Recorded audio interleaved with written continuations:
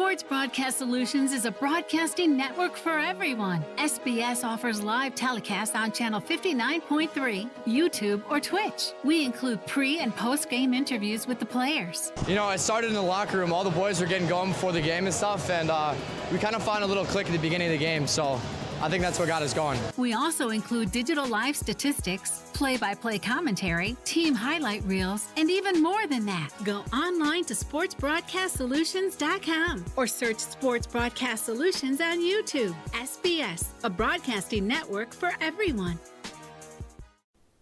Sports Broadcast Solutions is a broadcasting network for everyone.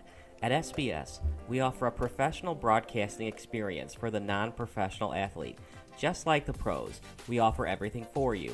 Play-by-play commentary. A no-hitter at Kane County Stadium. 15 strikeouts, 1 walk, 1 error, and that's it. Color commentary, highlight reels, recruiting videos, and much, much more. Unlike our competitors, we zoom in on the action and always have a live scoreboard with a live time code. If you're ready to have your next sporting event feel like CBS Sports, then make sure to call Sports Broadcast Solutions today. Our phone number is 330-957-7653, or you can go online to sportsbroadcastsolutions.com. SBS, a broadcasting network for everyone. Missing your child's sporting event just plain stinks. But you don't have to worry about that anymore, thanks to Sports Broadcast Solutions. SBS is a live broadcasting network, as well as covering your on-demand needs, recruiting videos, highlight reels, and much, much more. We can broadcast live to any website, and we also post as much on-demand content as you need. For more information about SBS, check out our website at sportsbroadcastsolutions.com. Sports Broadcast Solutions, a broadcasting network for everyone. Sports Broadcast Solutions is a broadcasting network for everyone. Let SBS broadcast your sporting event. We have experience and can generate excitement and permanent digital memories for your team. Tonight. That time, finally a goal for the Stampede! We have professional videographers using high-definition modern-day cameras, color analysts, and play-by-play announcers with state-of-the-art, classy graphical scoreboards to keep you updated. Plus, we have commercials to advertise your team, club, or sponsor, and us. Plus, we do pregame and postgame interviews. Hi, everybody, and welcome to the post-game show brought to you by Marion Central Catholic. My name's Kyle Smith.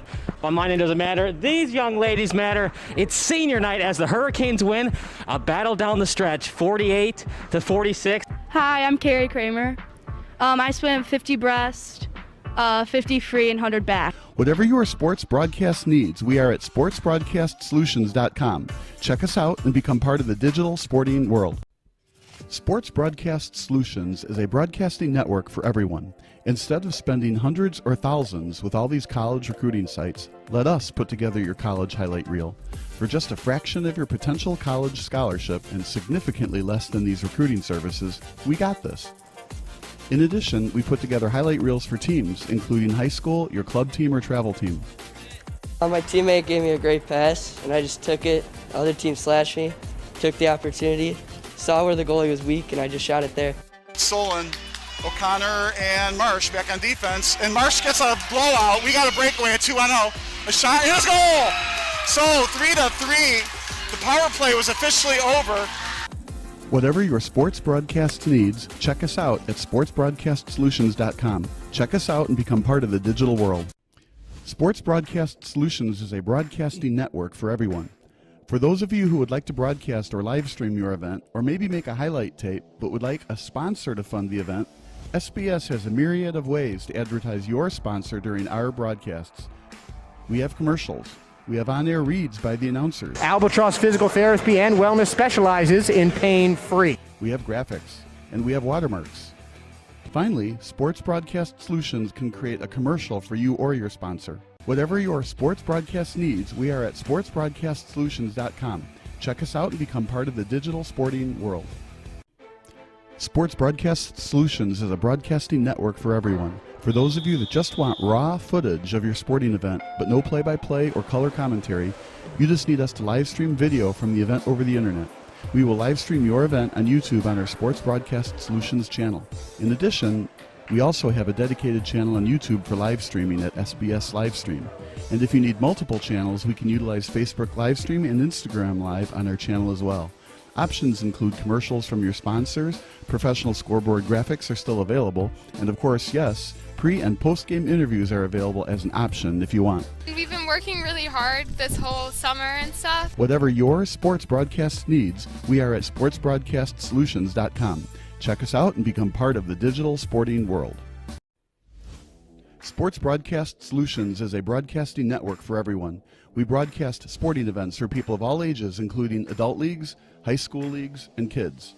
Complete with professional-looking graphics, broadcasters, color analysis, and commercials. We do pre- and post-game interviews with the players. In addition, Sports Broadcast Solutions does highlight films, including college recruiting reels, highlight films you'd see on sports news programs, and just simply highlight films for fun. Sports Broadcast Solutions also provides raw footage and live streams if you'd like. Subscribe to us and listen to our professional talk videos about relevant topics in the pro and college ranks.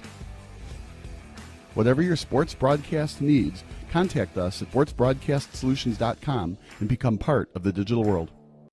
This is Sports Broadcast Solutions, a broadcasting network for everyone. Check us out at sportsbroadcastsolutions.com and become part of the digital sporting world.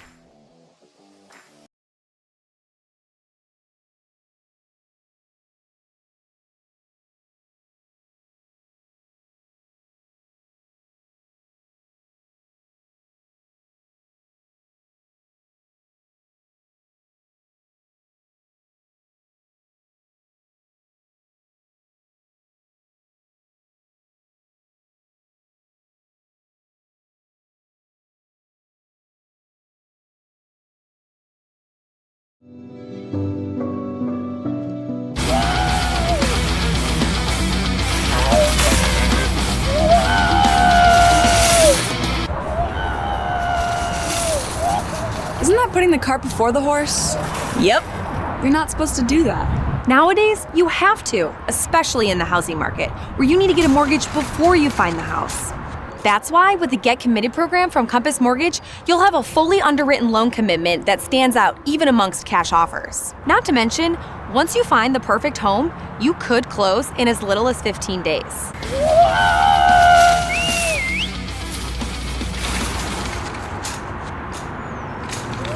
Hey, you can lead a horse to water, but you can't make him drink. You're pretty big on horse metaphors, huh? Nay.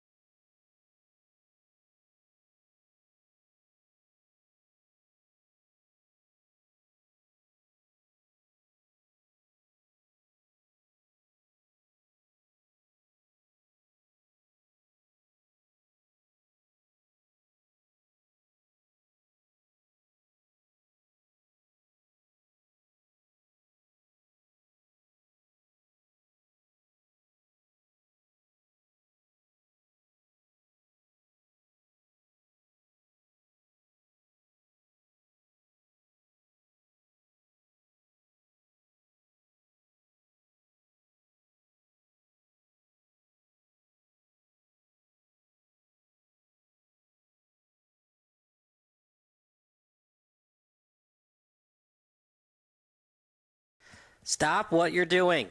If your SBS broadcast looks blurry on your laptop or desktop, do the following steps. Number 1, click on the wheel icon at the bottom right of your screen.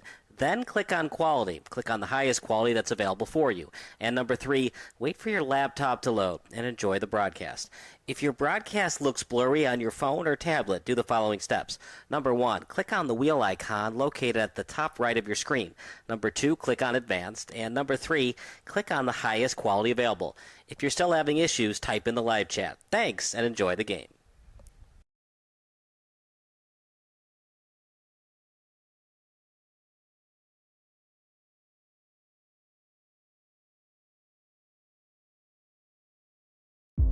Hi, I'm Sean Rugstad, Caldwell Banker Realty. I'm out of the Glenview, Illinois office. I left Caldwell Banker a time of transition, thinking that the grass was greener on the other side. I was gone for 2 years and I realized right away I had made a mistake. I love the culture of Caldwell Banker. It's built around the agents. That's something that I felt I was missing before. They promote success by everybody working together. Everybody can network. Everything about the company is the best.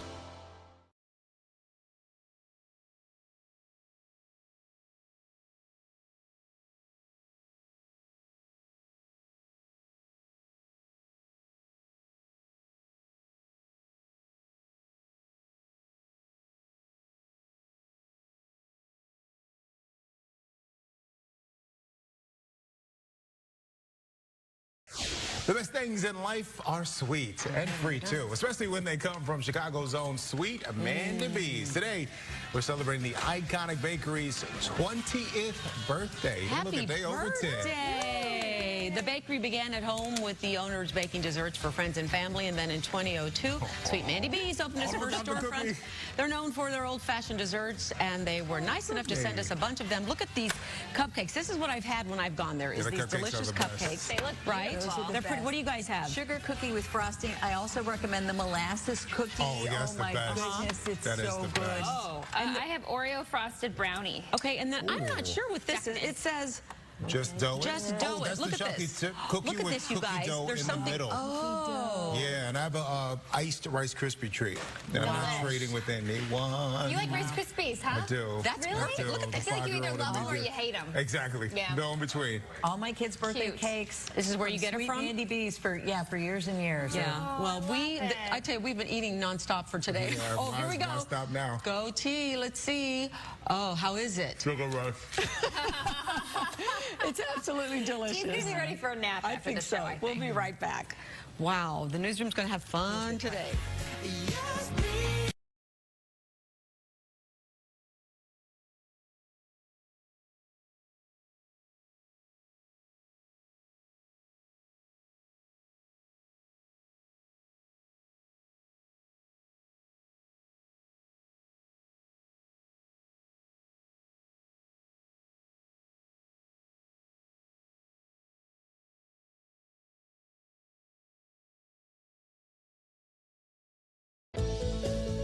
I threw away my retainer again? My parents are going to be so mad at me. Are you looking to replace your lost or broken retainer? Perhaps bank a free retainer for the future. Would you like to be part of something that guarantees you a new retainer and gives back to the community at the same time? If yes, then we have the perfect solution for you. Willow Lake Orthodontics is proud to offer their unique Retainers Make a Difference program. We offer our patients and families an opportunity to replace their retainers simply by putting in a little hard work and lending a helping hand at the local food pantry, the local farm, or a Glenview retirement community. Every patient that completes their volunteer hours earns a voucher for a free retainer. So instead of worrying about spending your savings for a new retainer, take advantage of this opportunity and call us now to get started. As both residents and business owners in Glenview, Willow Lake Orthodontics is excited that Remade is a win for our families and the community we live in.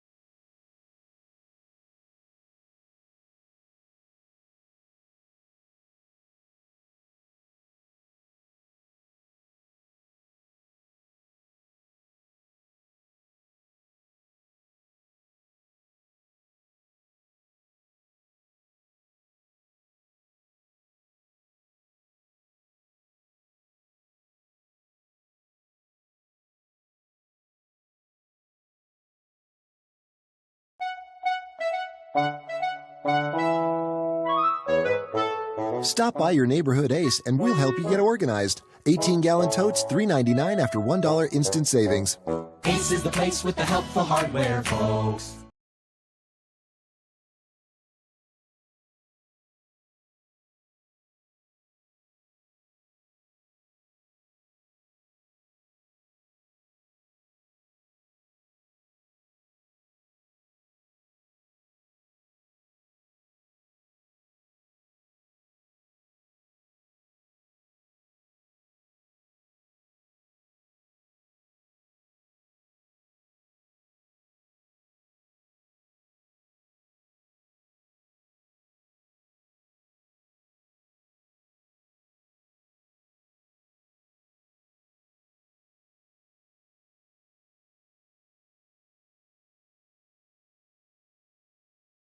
Getting in a bike crash is painful, and to add insult to injury, insurance companies don't want to compensate you fairly. Part of my commitment to my clients is my commitment to the regular, everyday working people that make Chicago. These are the people I'm committed to helping. This is what excites me. This is what motivates me. This is what makes me proud to be a Chicagoan.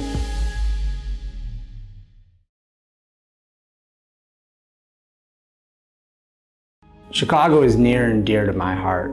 Chicago is a part of the very fabric of who I am as a person. Part of my commitment to my clients is my commitment to the regular, everyday working people that make Chicago. These are the people I'm committed to helping. This is what excites me. This is what motivates me. This is what makes me proud to be a Chicagoan.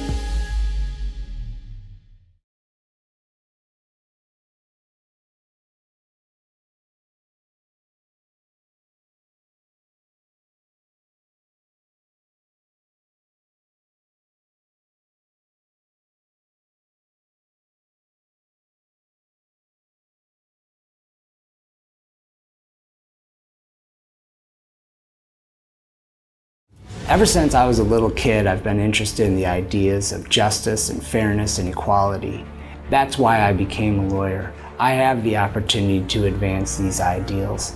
Now more than ever in our world, it is important that we highlight these issues. It's important that we fight for these issues. And my clients know that Keating Law Offices will not just fight for them, but they will fight for these ideals.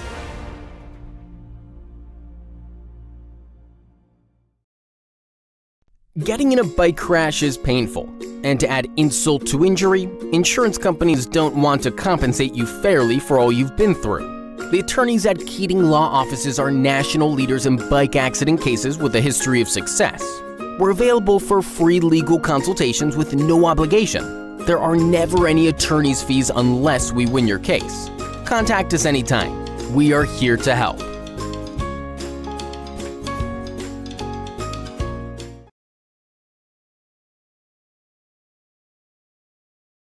Feeling bullied by your bank? You know there's a fee. That loan application looks complicated. Any help? Not really a math guy. I hope you enjoyed our new hold music. Last question, what high school did you go to? Lincoln South? Dude, we totally crushed you guys. At Wintrust, we take a different approach. Whether it's banking solutions, a new home, or financial planning, our local experts are ready to help. Wintrust, different approach, better results. What are you?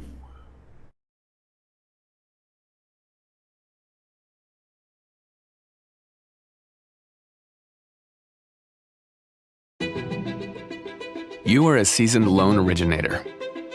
You've been around the block and have the portfolio to prove it. You should work here. You expect to be compensated fairly. You've earned the freedom to do what you're good at and the support that makes it possible. You should work here. You're a builder of relationships, a cultivator of trust, a deliverer of dreams. You should work here. You are a team player, a culture enhancer, and on most days, a smile provider. You should work here. We are Wintrust Mortgage. One of Chicago's top workplaces For the past 7 years in a row. And in case we haven't made it clear, we want you to work here.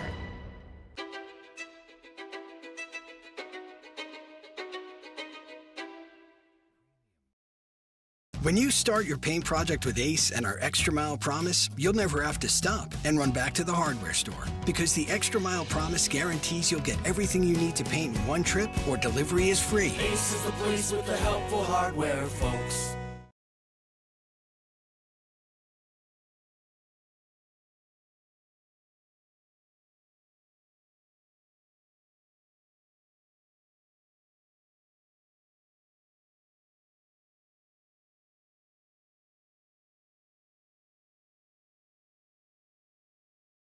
All runners are different, and we're here for everyone. The beginners, everydayers, once-in-a-whilers, the treadmillers, track goers, and trailblazers. For every mile, marathon, stretch, and stride, we're here for gearing up and having fun. All the ways you run, all budgets, all at Academy. Have fun out there.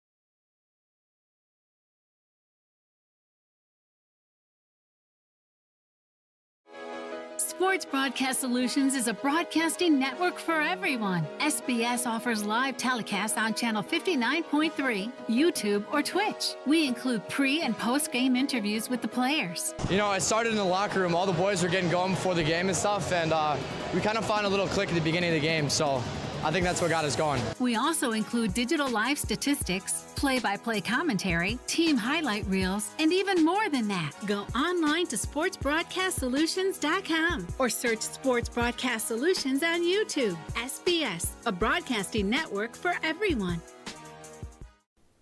Sports Broadcast Solutions is a broadcasting network for everyone. At SBS, we offer a professional broadcasting experience for the non-professional athlete. Just like the pros, we offer everything for you. Play-by-play commentary. A no-hitter at Kane County Stadium. 15 strikeouts, 1 walk, 1 error, and that's it. Color commentary. highlight reels, recruiting videos, and much, much more. Unlike our competitors, we zoom in on the action and always have a live scoreboard with a live time code. If you're ready to have your next sporting event feel like CBS Sports, then make sure to call Sports Broadcast Solutions today.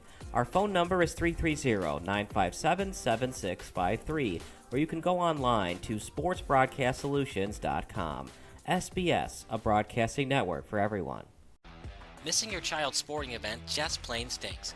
But you don't have to worry about that anymore, thanks to Sports Broadcast Solutions. SBS is a live broadcasting network, as well as covering your on-demand needs, recruiting videos, highlight reels, and much, much more. We can broadcast live to any website, and we also post as much on-demand content as you need. For more information about SBS, check out our website at sportsbroadcastsolutions.com. Sports Broadcast Solutions, a broadcasting network for everyone. Sports Broadcast Solutions is a broadcasting network for everyone. Let SBS broadcast your sporting event. We have experience and can generate excitement and permanent digital memories for your team. Tonight. That time, finally a goal for the Stampede! We have professional videographers using high-definition modern-day cameras, color analysts, and play-by-play announcers with state-of-the-art, classy graphical scoreboards to keep you updated. Plus, we have commercials to advertise your team, club, or sponsor, and us. Plus, we do pregame and postgame interviews. Hi, everybody, and welcome to the postgame show brought to you by Marion Central Catholic. My name's Kyle Smith. Well, my name doesn't matter. These young ladies matter. It's senior night as the Hurricanes win a battle down the stretch, 48-46. Hi, I'm Carrie Kramer. I swim 50 breast, 50 free, and 100 back. Whatever your sports broadcast needs, we are at sportsbroadcastsolutions.com. Check us out and become part of the digital sporting world. Sports Broadcast Solutions is a broadcasting network for everyone. Instead of spending hundreds or thousands with all these college recruiting sites, let us put together your college highlight reel. For just a fraction of your potential college scholarship and significantly less than these recruiting services, we got this. In addition, we put together highlight reels for teams, including high school, your club team, or travel team.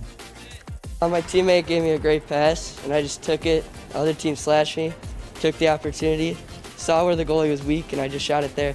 Solon, O'Connor, and Marsh back on defense, and Marsh gets a blowout. We got a breakaway, a 2-on-0, a shot, and a goal! So 3-3, the power play was officially over. Whatever your sports broadcast needs, check us out at sportsbroadcastsolutions.com. Check us out and become part of the digital world. Sports Broadcast Solutions is a broadcasting network for everyone. For those of you who would like to broadcast or live stream your event, or maybe make a highlight tape, but would like a sponsor to fund the event, SBS has a myriad of ways to advertise your sponsor during our broadcasts. We have commercials. We have on-air reads by the announcers. Albatross Physical Therapy and Wellness specializes in pain-free. We have graphics, and we have watermarks. Finally, Sports Broadcast Solutions can create a commercial for you or your sponsor. Whatever your sports broadcast needs, we are at sportsbroadcastsolutions.com. Check us out and become part of the digital sporting world. Sports Broadcast Solutions is a broadcasting network for everyone. For those of you that just want raw footage of your sporting event, but no play-by-play or color commentary, you just need us to live stream video from the event over the internet. We will live stream your event on YouTube on our Sports Broadcast Solutions channel. In addition, we also have a dedicated channel on YouTube for live streaming at SB. Plato's Closet has athletic wear from all the top brands. Joggers, anyone? Our prices will get you moving, and we'll pay cash for your stuff. Buy and sell right here at Plato's Closet.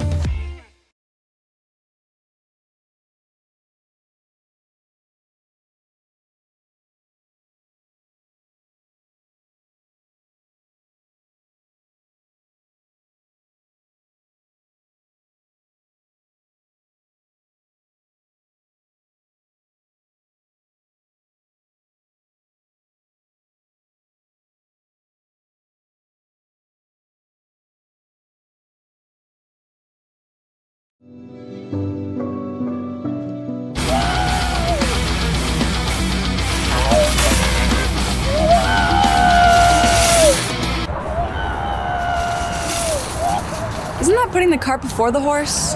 Yep. You're not supposed to do that. Nowadays, you have to, especially in the housing market, where you need to get a mortgage before you find the house.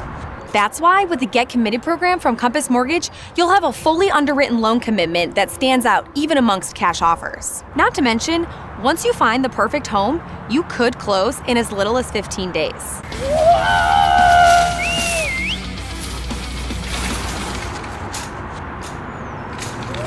Hey, you can lead a horse to water, but you can't make him drink. You're pretty big on horse metaphors, huh? Nay.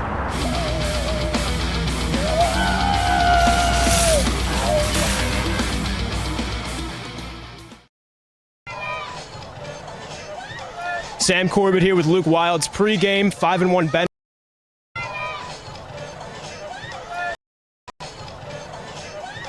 Sam Corbett here with Luke Wild's pregame 5-1 Benet, about to face off against 4-1 Fenwick. Luke, last week 5 receptions, over 140 yards. You mentioned postgame a focus on being more consistent. Yeah. What was Coach New's emphasis this week going against another tough team with the Friars?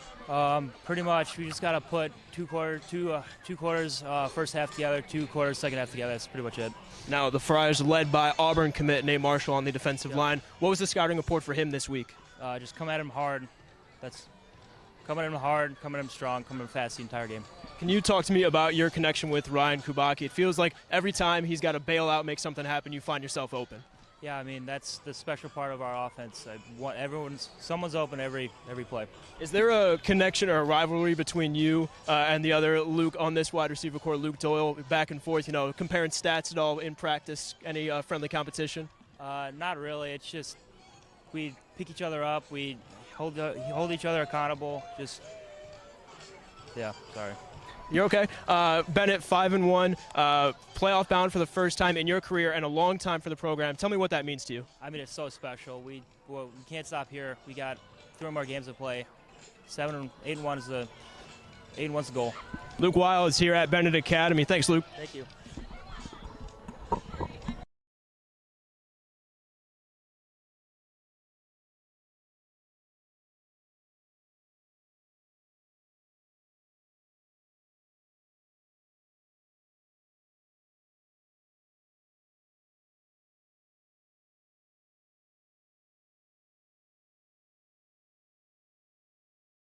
If you give your PIN or password over the phone, you might as well wallpaper your room with cash. Why don't you just use $1 bills?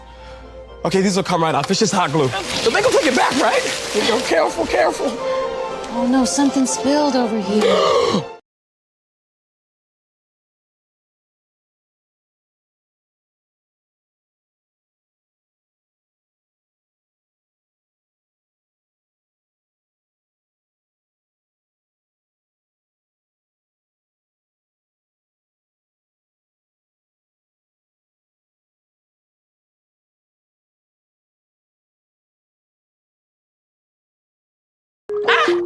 I just saw super low interest rates on Facebook. Maybe I can refinance my butter hot tub. Yes on the butter, no on the link, Karen. Social media scams rob Americans every year. You're giving away your money to a hacker in a hoodie. That's a negative stereotype, and we don't appreciate it. I'd like to speak to their manager. You're actually the manager of protecting your identity. Learn more at banksneveraskthat.com. Okay. Gary, we need more baguettes.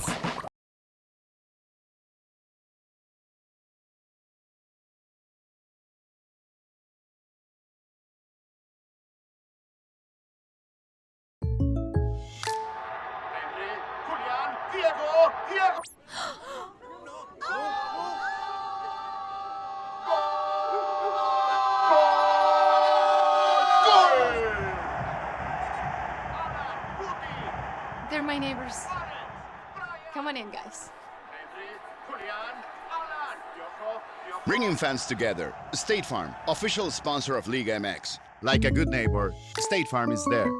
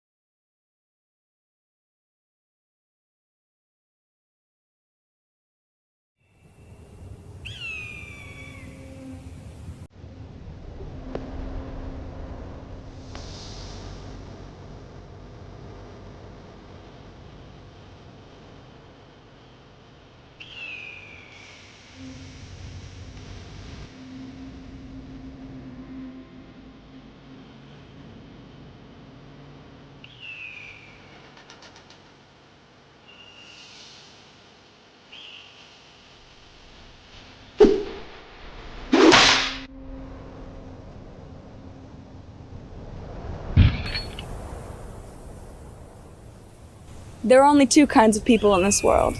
Those who get committed and those who don't.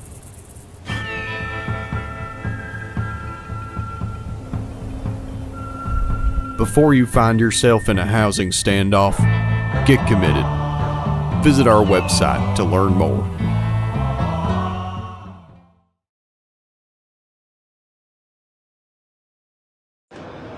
All right, we're here at the Chicago Golf Show. This is the Shacks booth here. We've got merchandise for sale, 25% off all of our Shack merchandise, Vineyard Vines, we've got polos, t-shirts available. We're here, we're gonna raffle off a Stealth 2 driver along with lessons from our Director of Instruction. We've got all of our membership information. Please be sure to stop by our booth.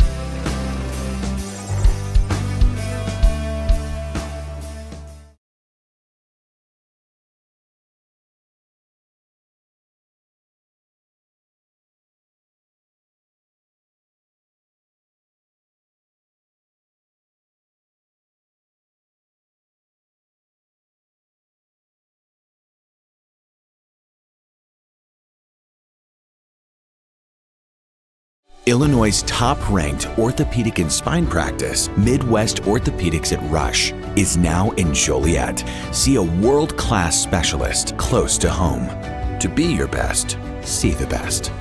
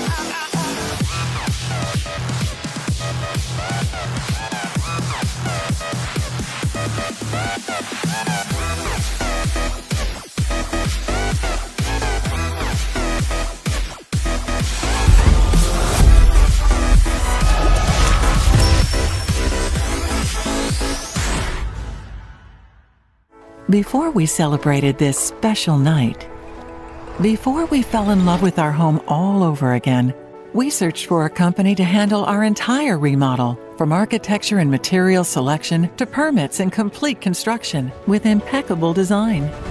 We found Heirroom.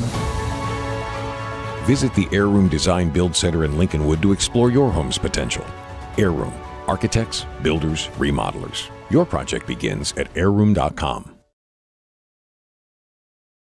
For over 60 years, Heirroom has been creating award-winning kitchens carefully executed by our in-house team of designers and remodelers. With a renewed focus on spending quality time at home, Heirroom has created its most affordable kitchen transformation program yet. Introducing the Revive Kitchen. Imagine custom-made cabinetry, quartz countertops with a waterfall-wrapped island, soft closed drawers featuring walnut interiors, even an invisible phone charging station in multiple colors, styles, and configurations designed to fit almost any home. Over 14 upgrades in all. Call the number on your screen to set up a free design consultation, which includes 3D color renderings of your project. This limited-time introductory offer can be yours for as little as $4.99 a month, with zero money down or zero interest, and installed in as little as 3 weeks.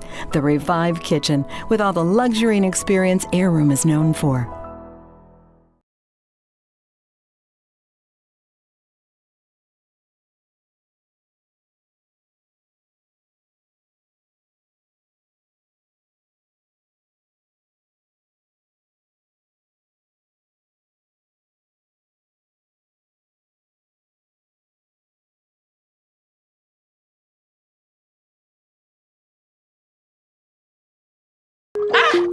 I just saw super low interest rates on Facebook. Maybe I can refinance my butter hot tub. Yes on the butter, no on the link, Karen. Social media scams rob Americans every year. You're giving away your money to a hacker in a hoodie. That's a negative stereotype, and we don't appreciate it. I'd like to speak to their manager. You're actually the manager of protecting your identity. Learn more at banksneveraskthat.com. Okay. Gary, we need more baguettes.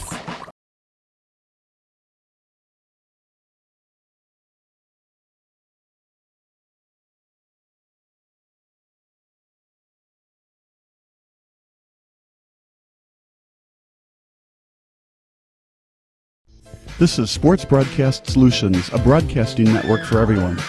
Good, looking sharp in both crews. This is really an excellent race. St. Ignatius at that 34-35. You can hear the fans here. Loyola looking excellent as well. Here comes the Loyola Ramblers. Good, and we've got some open water there. Some open water between St. Ignatius and Loyola. We've got, maybe about a boat length open water here.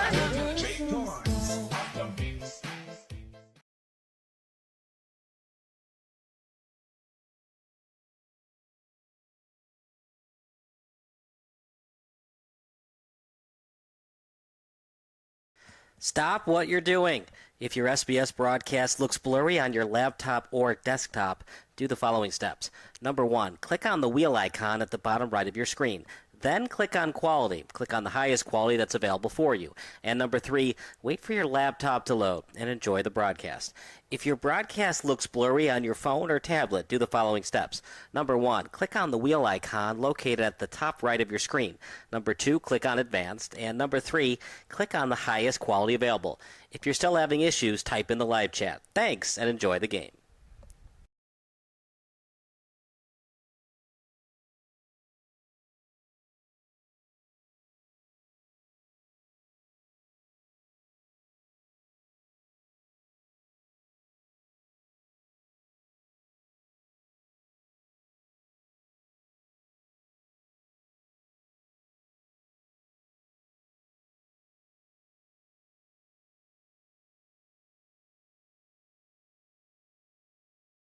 This is Sports Broadcast Solutions, a broadcasting network for everyone. Check us out at sportsbroadcastsolutions.com and become part of the digital sporting world.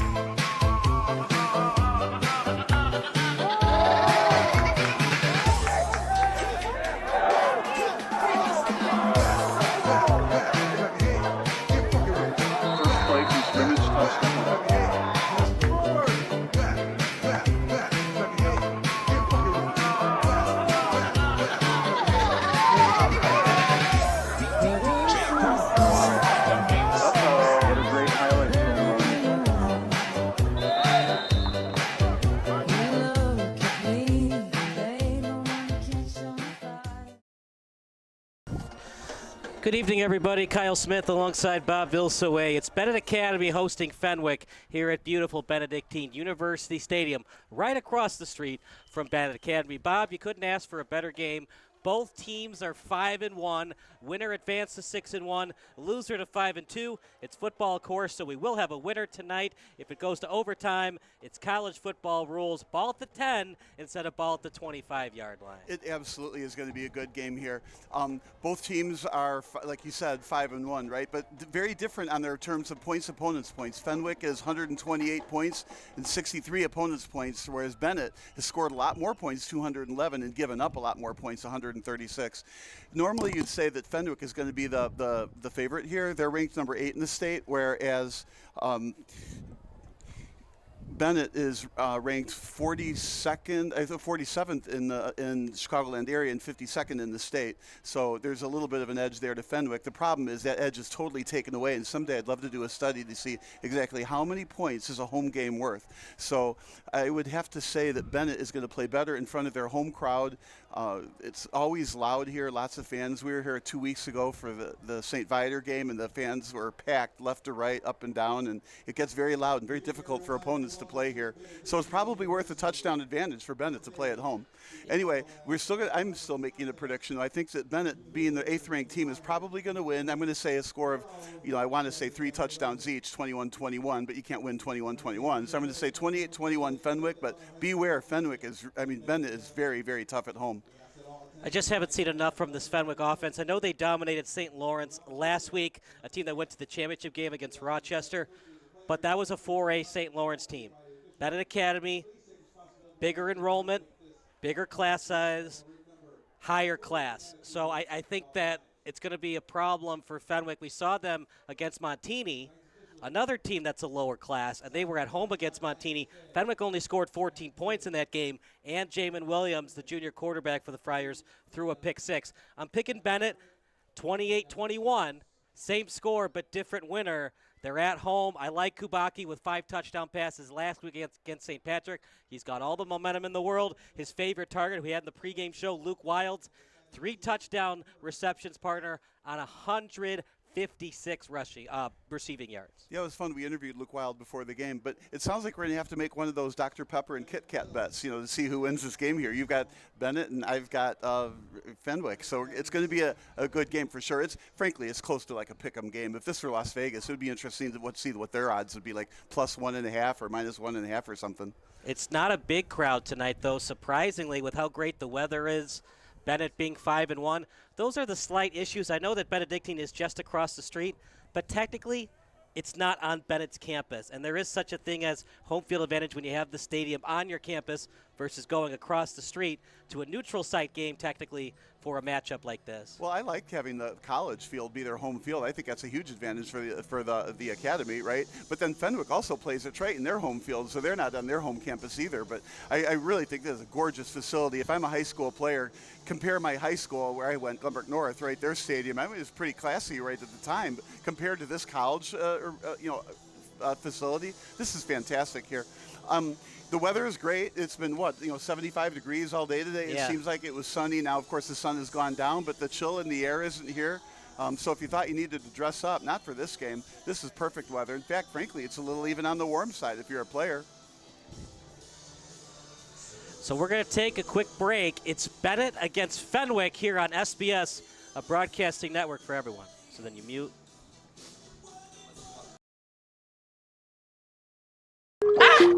I just saw super low interest rates on Facebook. Maybe I can refinance my butter hot tub. Yes on the butter, no on the link, Karen. Social media scams rob Americans every year. You're giving away your money to a hacker in a hoodie. That's a negative stereotype, and we don't appreciate it. I'd like to speak to their manager. You're actually the manager of protecting your identity. Learn more at banksneveraskthat.com. Okay. Gary, we need more baguettes.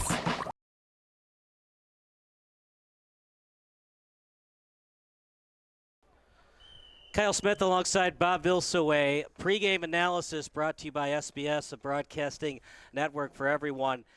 Bob, it's a Fenwick team. They only lost by 1 point to Joliet Catholic, and the only reason they lost by 1 point, they did the old Jim Harbaugh analytics. They went for 2. An intended pass from Williams to Nate Marshall, the 4-star recruit, incomplete, lost by 1 point. For Benet, They were on the road. I know it's a hostile environment at Mount Carmel, but still giving up 27 unanswered points to Mount Carmel. Can't have it if you're head coach Pat New.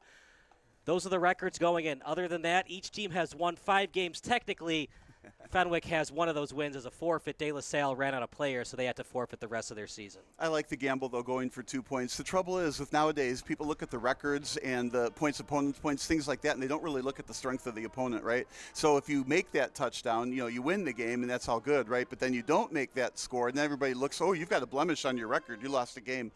It happens in all sports. So, no matter what the score, if the score is really tied late, but you win by 1 goal or 1 point in football like this, or by 2 points in a volleyball game, 5 or 3, whichever, right? Both teams played about the same, and somebody had to win and somebody had to lose. So that record, I don't view it as a blemish on their record. Final thoughts about the game, Bob? You said 28-21 Fenwick. I said 28-21 in favor of Benet. At SBS, we like to do the 3 stars of the game. Picks to click. Who are your picks to click tonight? Oh man, that's way too early. But I'm for both teams, so you have to assume they both win to take. Or the you could picks just to pick click. just 3 total, so 2-1 or 3-0. What I like is the multiple facets to the offense. It's not like run up the middle and cloud of rubber pellets, but there's lots of play action, lots of run RPOs, and it's a diverse offense on both teams. So before the game started, I think we have to pick the quarterbacks on both teams as a top pick to click. Then I'll say that the starting running backs both picks to click, and I guess you'd have to say Wild for Benet. Don't forget about Luke Doyle. He's the cousin of Kathleen Doyle, who played in the WNBA. He's having a great year. Wilds is probably their best player. Rogowski's the second best, and then Luke Doyle a very close third. Well, and it's so hard to judge that too, because there's still different positions, and it's just hard to project that in my view. But picks to click. That's a good one. I should have thought about that earlier. We're going to take a break. National anthem coming up next here on SBS. I'll just go off the Nat sound. Just stay with that. I invite everyone to please stand, remove your caps, and bow your heads in silence as we ask God to extend His blessing upon our gathering here tonight. And then, please remain standing for the singing of our national anthem as we honor our great nation. Let us begin in the name of the Father, and the Son, and the Holy Spirit. Amen. Heavenly Father, as we come together for this contest, we ask for your blessing on all gathered here tonight. In a special way, we ask you to bless these athletes. Keep them safe from injury and harm. Instill in them respect for each other, and give them the courage to compete today in a manner by which their words and actions are pleasing to you. Strengthen all gathered here today in the fulfillment of your commandment to love your neighbor, through a spirit of sportsmanship and respect for teammates, coaches, officials, and members and fans of the opposing team. Help us to live out this commandment as you taught us. We ask you, Heavenly Father, to grace all those here today with your peace and joy in their lives. And let us now join together as one family in faith, in prayer as Christ himself taught us. Our Father, who art in heaven, hallowed be thy name. Thy kingdom come, thy will be done on earth as it is in heaven. Give us this day our daily bread, and forgive us our trespasses, as we forgive those who trespass against us. And lead us not into temptation, but deliver us from evil. Amen. As we go out into the world, let us remember that each moment of our life is a prayer, so that in all things God may be glorified. Saint Benedict and Saint Scholastica, pray for us.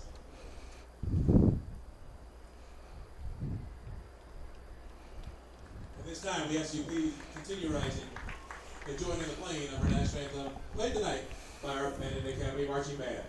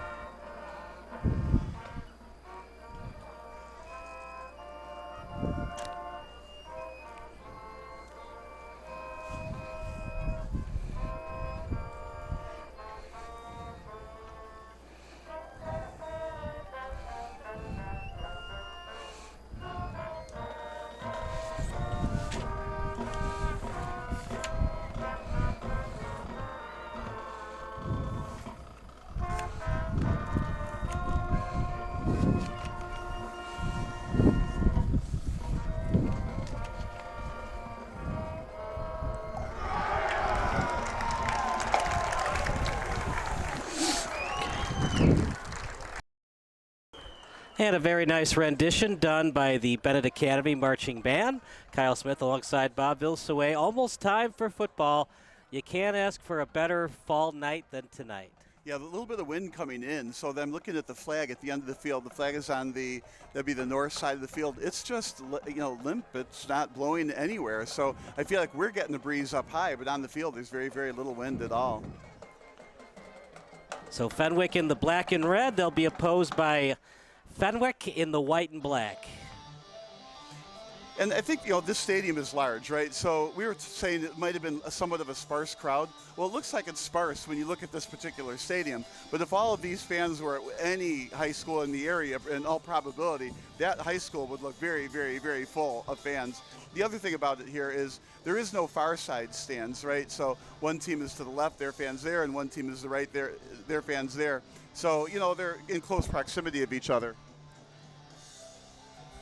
Taking a while for this game to start, Bob. It's almost 7:30. We still haven't had the pregame run-through of the cheerleaders for Benet. Fenwick to one knee. Matt Battaglia, pick to click. We talked about him earlier. Jack Paris, one of the captains of this team. He studies the game well, according to Coach Battaglia. It's a Fenwick team that had made the playoffs 4 of the last 5 years. They missed it last year after starting the year 4-1. Good news for Friar fans. If for some reason they lose out, they still get in at a 5-4 record. But the Friar fans aren't thinking about that. They're thinking about going on the road in a tough place to play to move to 6-1 for the Fenwick Friars. I feel like when you want to be a good team, it's like a step function, right? So you have a junior and they have to get a lot of practice. Then they become good when they're a senior. And sometimes you're in a spot where you've got senior quarterbacks and sophomore or junior receivers. And then when you finally get those sophomore and junior receivers to be senior receivers, then you end up with a sophomore quarterback. So it's hard to be consistent and be on top every year. So every now and then you're going to run into that year where you just don't have the right players at the right position with the right maturity and skill level yet, but they will be good next year kind of a thing, and I think that's what happened to Fenwick in that case. It's a Benet team that has not been to the postseason since 2019. They're going this year, but they're not thinking about that. They're also thinking about going to 6-1. Good news for Benet, you got that senior quarterback. He's been around the varsity team since he was a sophomore, and he threw 5 touchdown passes last week. A lot of momentum, a lot of confidence going into a crucial home matchup. Yeah, what can you say? It's almost too cliche, right? But yeah, you got to take the game that's in front of you. You know, the play that's in front of you, the first down that's in front of you. And what you find is if you execute that play and then that set of downs, then you drive downfield and you get that touchdown. Next thing you know, you've got to win. Then you do that again. You have to focus on each and every play. And it's the teams that focus on each and every play are the ones that win. When you try to say that before the game starts, we're going to win this game, well, that's when you don't win that game. So every play counts. Right, and when a mistake happens, you just got to move past it, learn from that mistake, but don't self-consciously think about what went wrong and have Murphy's Law in the back of your head thinking, oh, no, here we go again mindset. Yeah, see, both teams are well coached, and I don't foresee a lot of turnovers in this game. And that's why in my prediction, I went kind of high with the score, 28-21. A lot of times in these games where there's a lot of turnovers, you end up, traveling 60 yards downfield, then you fumble or you don't make your fourth down at the other end, or you throw an interception, then the other team has to travel 70 yards, and they don't get any points. So I think today, though, you're going to see the ball does move up and down the field, and points will be scored. But the defenses will step up, and obviously Fenwick's a little bit stingier defense, but of course that's all about the opponents that they've played more so. So if they both played the same schedule, what the points opponents look like. To me, the record is important, 5-1, but it's the more important thing is the strength of schedule and how you fared against that schedule. And at the end of the year, I think that's how teams should be seeded. That's how you tell which team is going to win. We're going to see how good this Fenwick team is. They got Benet tonight. Next Friday, they're against Mount Carmel. Don't panic if you're a Fenwick fan. They only lost by 12 points at home last year to Mount Carmel. and they had a different quarterback. Jamin Williams has taken the snaps this year. Nothing against their quarterback last year, but I think Jamin a little bit more accurate, a little bit more athletic than the quarterback they had last year in Merrick Hill. Yeah, Mount Carmel, they're obviously a very, very strong team. So, I mean, it's just one of those things. You got to play them, right? But that could go either way. But Fenwick, obviously, a very, very strong team, so they'll be able to handle themselves in that game. But, yeah, that Mount Carmel team is definitely a handful. Well, Benet was playing well against them, and then they gave up 27 unanswered, and that was at Mount Carmel. Fenwick, that's at their home next Friday. So we'll see. And they only lost by 12 last year to the Caravan. Jack Elliott playing for the Caravan again next year. Well, I feel if our analyst is right, both teams here are relatively even, right? Even though the rankings are 8 and 42nd, right? But then Mount Carmel won by a lot, right? And then Fenwick is yet to still play them. So here we go. Noah Sir to kick off. It's a decent kick, and it'll go into the end zone. Automatic dead ball at the high school level. Touchback, 1st and 10 at the 20. And here comes the Red Wing offense. Yeah, if you have a kicker, kick it into the end zone. I think it's better to take the ball at the yard line, right, than give it a chance for a return that could go all the way, right? So if you can kick it in the end zone, you need to. And, of course, I gently tease about this. If you don't kick it into the end zone, you got to go raid your soccer team. Too many players know how to play soccer here and get a good kick to start the game. So here we go. One in the backfield. That's Redgowski had a 73-yard touchdown run against St. Viator a couple of weeks ago. Yeah, we're going to see a lot of him today. Kabaki in the pocket over the middle, and was that accidentally touched by an offensive lineman? We're going to watch our replay in a second. Yeah, it almost looked as though he actually caught it. The referee might have thought he caught it, so he wanted to make sure the ball hit the ground first. Right, yeah, that was a heck of a play. So in a zone look from Fenwick, it was a snap to Kabaki. It was deflected. It looked by Marshall, got a piece of it. Yeah, I think the referee was looking to see if it actually got caught after the deflection. So 2nd and 10, ball at the 40, 11:53 on the clock. Yeah, I think you'll see a run after this. Try to shorten that 3rd down pass. It looked like and a fumble. There's a fumble. Uh-oh. Did Fenwick get it? Yep. No, I mean, Fenwick got it. Benet somehow got it back as Luke Doyle was there on the play. So clock continues to run with 11:36 to go.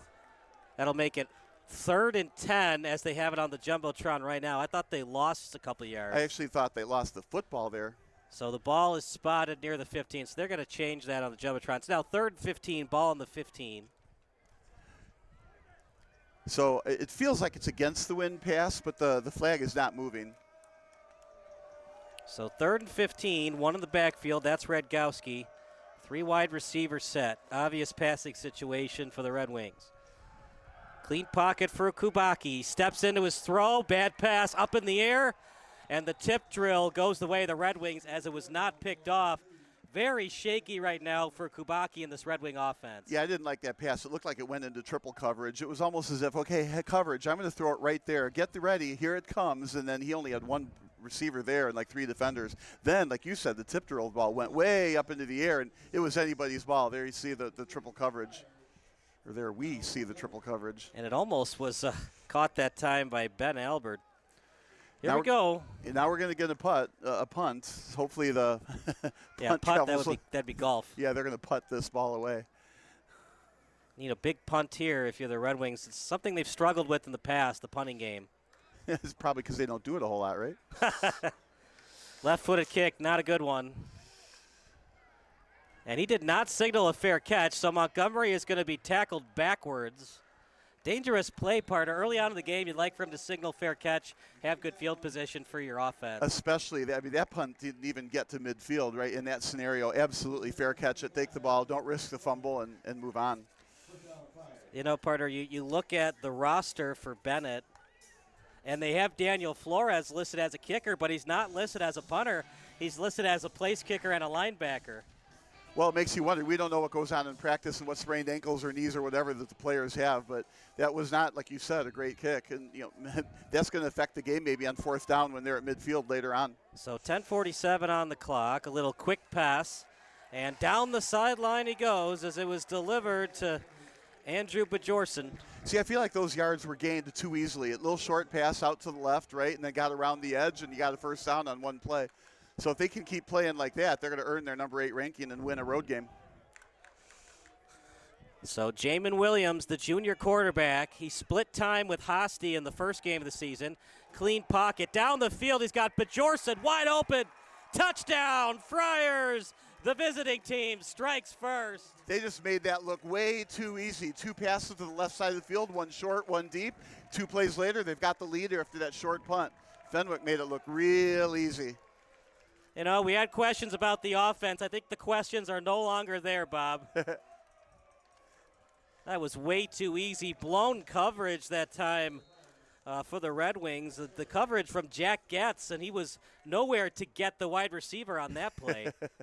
They go for 2. Here's Williams, run up the middle. Actually, it might have been Marshall.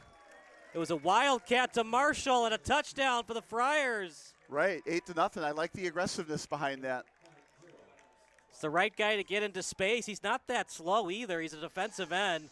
He doesn't have, Darius Hayward base speed, but he can get out there if you run him in wildcat every now and then. I don't think Benet was ready for it. I wasn't ready for it. Well, and it almost looked like they didn't want to tackle him. I mean, that gets very, very scary. Down 8-0, and they know that they can gain yards in the air. They know they can gain yards on a wildcat with Marshall. I mean, it's trouble for Benet here. So here we go. Kubacki almost threw a pick. 2 plays, a nice play to Bjorson, and then a touchdown pass to Bjorson. 2-point conversion. It's already 8-0. Right, and that's the scary part there is all 3 plays were executed beautifully for yards downfield, right? And now Benet didn't look like they could move the ball at all in that first set of downs. Now you know it's going to get better, and you know they're going to make some adjustments. So the ball's going to be placed on the 40-yard line. But right now it's not a good start.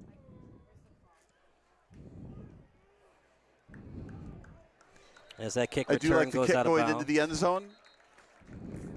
Fenwick is giving Benet a long field to try to score again with the lead, and I like it because they got 8 points, not 7 points. So if Benet scores, it's going to put even more pressure on Benet to keep pace. I think there goes our prediction of 28 or 21 points, though. When somebody scores 8 points, it's not likely to be a 21 or a 28-point game. So here we go. They're going to try it again, right back to the 20-yard line. 1 in the backfield. They split the wide receivers. I think they'll keep it on the ground. That's their forte. Rolling outside the pocket. Kubacki on the move. Blocker in front. Wilds on the reception. He fumbled it. Yep, and lost it again. 2 fumbles, 2 lost balls. Now the question is going to be how fast can Fenwick score again? You know that, I mean, most teams like to take a shot into the end zone after a turnover like that. I'm surprised that Benet isn't running the ball, trying to pound it. Radgowski is a terrific running back. You got to worry about number 9, but the good news is he plays defensive end, so if you run it A-gap, it's going to take a while for Marshall to get over. Unless they run a stunt, then Marshall could get to the A-gap right away. Well, I don't know how often we're going to see Marshall in the backfield either. Right, I'm just saying because he's at defensive end. If you run A-gap up the middle, it's going to take Marshall a while to get to the running back. Here we go, ball at the 30, 1 in the backfield. And Williams still has it. Quick pass out to the right. That's Romeus. He's still on his feet, by the way. I thought he was out of bounds. Officials say no, play on.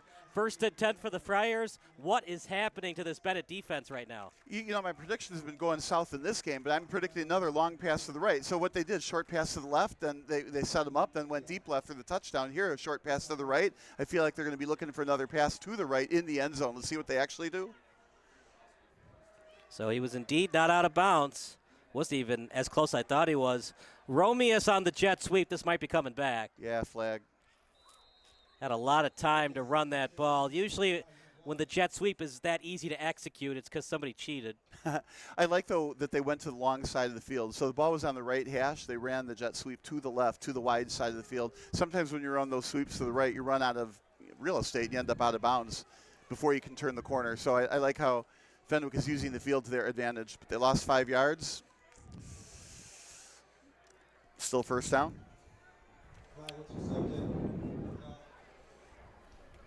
They do have a pretty decent kicker in Noah Sir, but unless it's like 4th and 8 at the 19, I think they're going to go for it. Yeah, we talk about this. A lot of these games are like video game football. They're just going 4 downs. And you really want to make it hurt against Benet here. Here comes the blitz. Quick pass, and the receiving core was not ready for it. He had the blockers in front, but just couldn't complete the pass. Yeah, those are those dangerous passes. If the receiver doesn't see it and the defender does, I mean, that's intercepted, and then there's nobody in the way all the way back down. So you got to be very careful of a pick six on a play like that. 2nd and 15. You don't need to get all the yards back on this play. You'd like to get at least 5 back, if not 8 or more. So this is where I think they'll do something to the left side of the field, again, the wide side. You know, partner, he wasn't that offside. If you're Williams, do you try to get that ball off? You have the free play, but then again, if it's more than encroachment, then you have to call the play dead. But I don't think he was that offside. I think Williams could have run a play there for a free play. Well, the referee blew it dead, but yeah, it was absolutely offside. So right back where they started, 10 yards to go. So back to the original line of scrimmage. Williams in the pocket. I don't know if that was his best read either. It was double covered, and it's an incomplete pass. It's so easy for us up here, didn't make the best read. Again, they threw it to a receiver who's double covered. That's absolutely not the best read. But sometimes, that little ticker goes off in your head, 1 second, 2 second, 3. Boy, that ball better be out of your hands. He might have had a receiver over the middle. Wilds was covering at the safety position. Let's see, partner. You got 3rd and 10 at the 12. So it's a 29-yard kick. That's a chip shot for Sir. Williams gets outside the pocket. Hang on to that ball, Williams, and he does. And I would assume they're going to kick the field to go up 2 possessions. That's a good assumption, but I can't help but think, let's see, 4th and 5 to go. They're inside the 10. They feel comfortable in this game so far. The Benet hasn't been able to run anything, so I wouldn't be at all surprised to see them go for it on 4th down. I wouldn't be surprised to see a quarterback sneak or at least an option. You could go for it. You got all 3 timeouts. They were offside a couple of plays ago. Can you draw them offside to get the first? You like to say hard counts in these spots, but I think they'll hike it and do something. Let's see. It's fun to watch this unfold, but man, if they get another score this early. Is there a huge difference between 14-0 and 10-0? We're going to find out. They do go for it. Williams to the end zone. Incomplete. Questionable decision by Coach Battaglia. I would have kicked it. What would have you done? What would I have done? I think I would have gone for it, but I think I would have run the quarterback rather than a pocket pass on that. So in both cases, let's say they wouldn't have made it. So in both of our cases and the coach's case, we left 3 points on the table, we think. Now, what are the odds of that field goal going through? 90%, 75%? Right. We're not real sure. But in the meantime, they got an 8-0 lead, not 11. He threw a line drive pass. Would you have liked him to throw a 50-50 ball? The wide receiver was behind the linebacker. When he's behind him like that, maybe you throw a 50-50 ball where only a wide receiver can get it. Well, and was he really rushed when he made that throw? Totally he needed to put some air under the ball because the defender was in the way. He would have had a very little window to get that ball into. Running play. Well, you're wondering why they weren't running the ball. That might be why. Well, I still think Rogoski is going to get loose in this game. I mean, he's a great back. They've got good blocking. They're kind of more of a, they run, but they do a lot of play action off that run. You got to run it a couple of times. You got to be able to keep the defense honest. You don't want to do what the Seahawks did last night, 52 passes for Geno Smith. That's not winning football. 2nd and 11, ball at the 6, but you got to get out of the danger zone right now. Yeah, it is danger. 2nd down, they're backed up in their own inside the 10. 8-yard line. He's had time to throw, so the pass protection's been there for the Red Wings. Clean pocket for Kubaki over to the sideline and dropped. Not the greatest pass. It looked like it was deflected. I'm not sure, but it looked like it was deflected, and that's why it went behind the receiver. Yeah, he was trying to get it to John Erickson. We'll watch it on replay in a second. I'm going to blame Kubaki on that one. Just wasn't a great pass. Well, see, it looked like it got tipped right there. All right. Yeah. So blame the quarterback for having the pass get tipped, right? Yeah, the quarterback gets blamed for everything. That's why they're the quarterback. You have to get you get the credit and you get the blame. 3rd and 11. Again, tough to go downfield. If you don't get the first, you got to punt. Rolling outside the pocket, on the move. Nice pass. And trying to get that ball out. Yards Still on after his catch. feet, and Erickson gets more yards after catch. That was impressive running, yards after catch. Now a little bit of a scrum in front of the bench. Probably not the best place to have a scrum if you're Fenwick. Yeah, it was a nice pass. Sometimes that happens when you're trying to tackle the ball. You forget that the receiver holds onto it and keeps their legs turning. That could be a lot of yards. So they are trying to have this Fenwick defense second guess. They've been throwing it to Erickson and Albert. It's not just the Luke Doyle and Luke Wild show, at least early on in this game. Kubacki rolls to the right, on the move, completed, and another first down. Yeah, you can't count Benet out. Nice run again to the wide side of the field. An option, can run it or pass. Took the pass, the receiver wide open. Yes, we do have both benches moving downfield to stay with the line of scrimmage. Right. Yeah, we do have live stats for you. We'll let you know as soon as we get some updates. You know, I would have loved to kick that field goal because I do think there's a difference between 10-0 and 7-0. I think you would have given your defense an added boost of confidence being up 2 scores. Meanwhile, Kubacki downfield. How did that get completed? Luke Doyle. It seemed like that ball hung out forever, and Doyle somehow makes the catch. Well, that's what happens. The receiver gets behind the defense, right? And the defense has to be very, very careful. If it's underthrown, the receiver comes back, and there's a collision. It's also a penalty. So they made sure there wasn't a collision, but that resulted in a really nice catch. You could see the frustration from Fenwick's end. It looked like Flueke or Hendricks both had a chance to pick it off, and at the end of the day, Doyle gets credit with the big play. One in the backfield. Clean pocket for Kubacki. Over the middle, and a lot of defenders around it. The closest one was Tommy Thies. Yeah, he was lucky that also wasn't picked off. That was read very, very well by Fenwick defense. So with 6:52 to play, 2nd and 10. They're going to place it at the 25. Benet obviously proving they can move the ball. Having trouble running it, but the passing game has definitely been there. Hard count. Fenwick not fooled.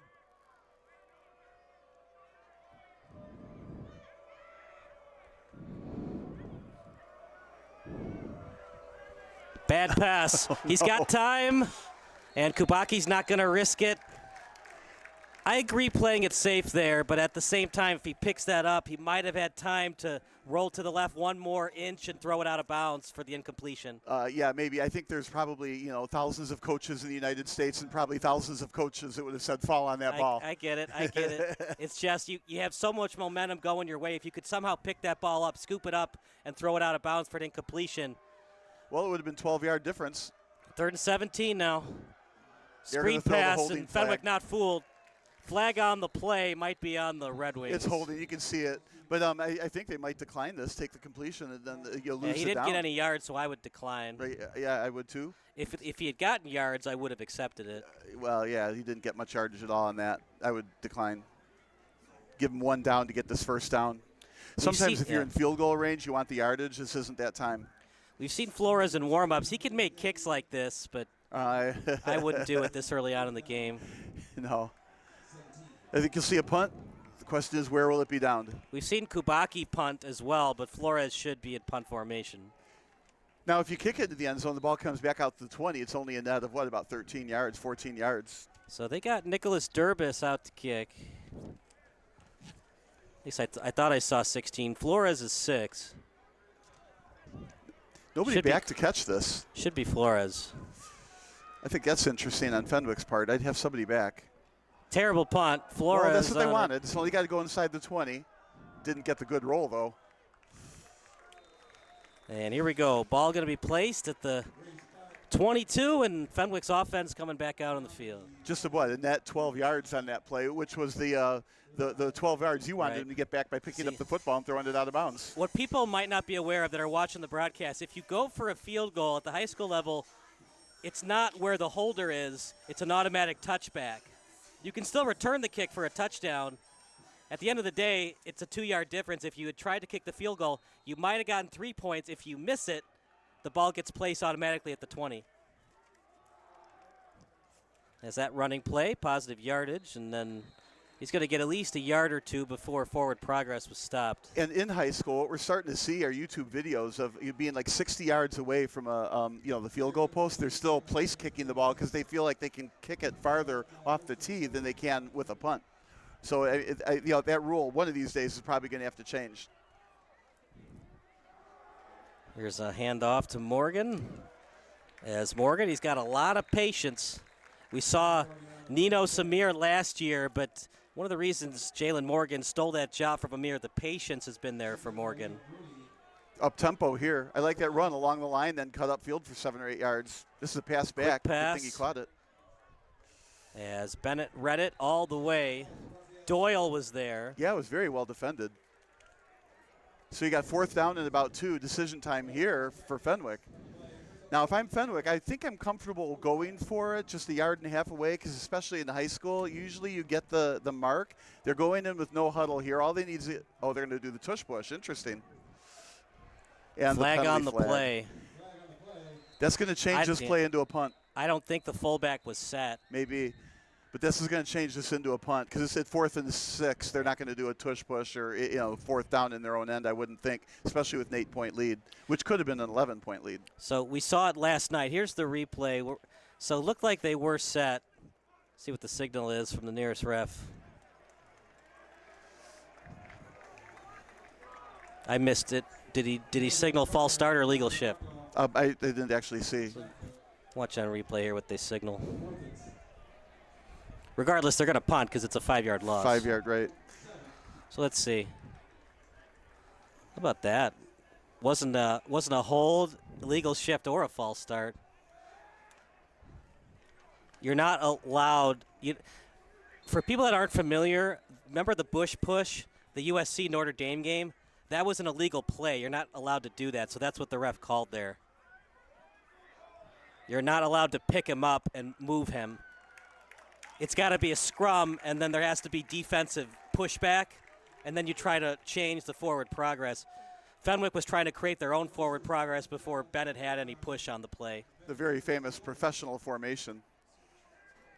So the ball's at the 20 again. They pushed Benet back, still with that same.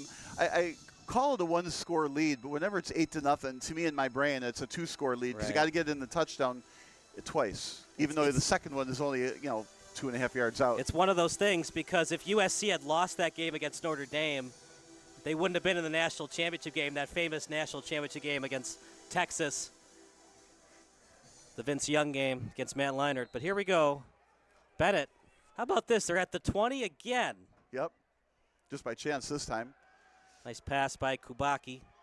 Starting to get into a rhythm a little bit. And no fumble that time. So they moved the ball. They didn't fumble. They got second and about 5. Got it to Joe Rohde that time. It's a very sure-handed play. Just, play action, pass short, out in the flat.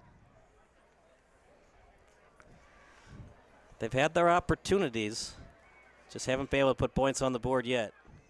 Well, they've hardly moved the ball. They did have it at the 25, and then the bad snap. What would a football game be in high school without a bad snap? I like the play call. Here goes Kubaki. In the open field, he's dangerous, and it showed on that play. If he wasn't tripped up, he had a chance to go to midfield or even better than that. Yeah, you want to give that tackle an A+. Like you said, if that wasn't made, 2 steps quicker, he turns the edge, and he's gone. So it was good play, first down, and Benet on the move again, despite not having scored yet.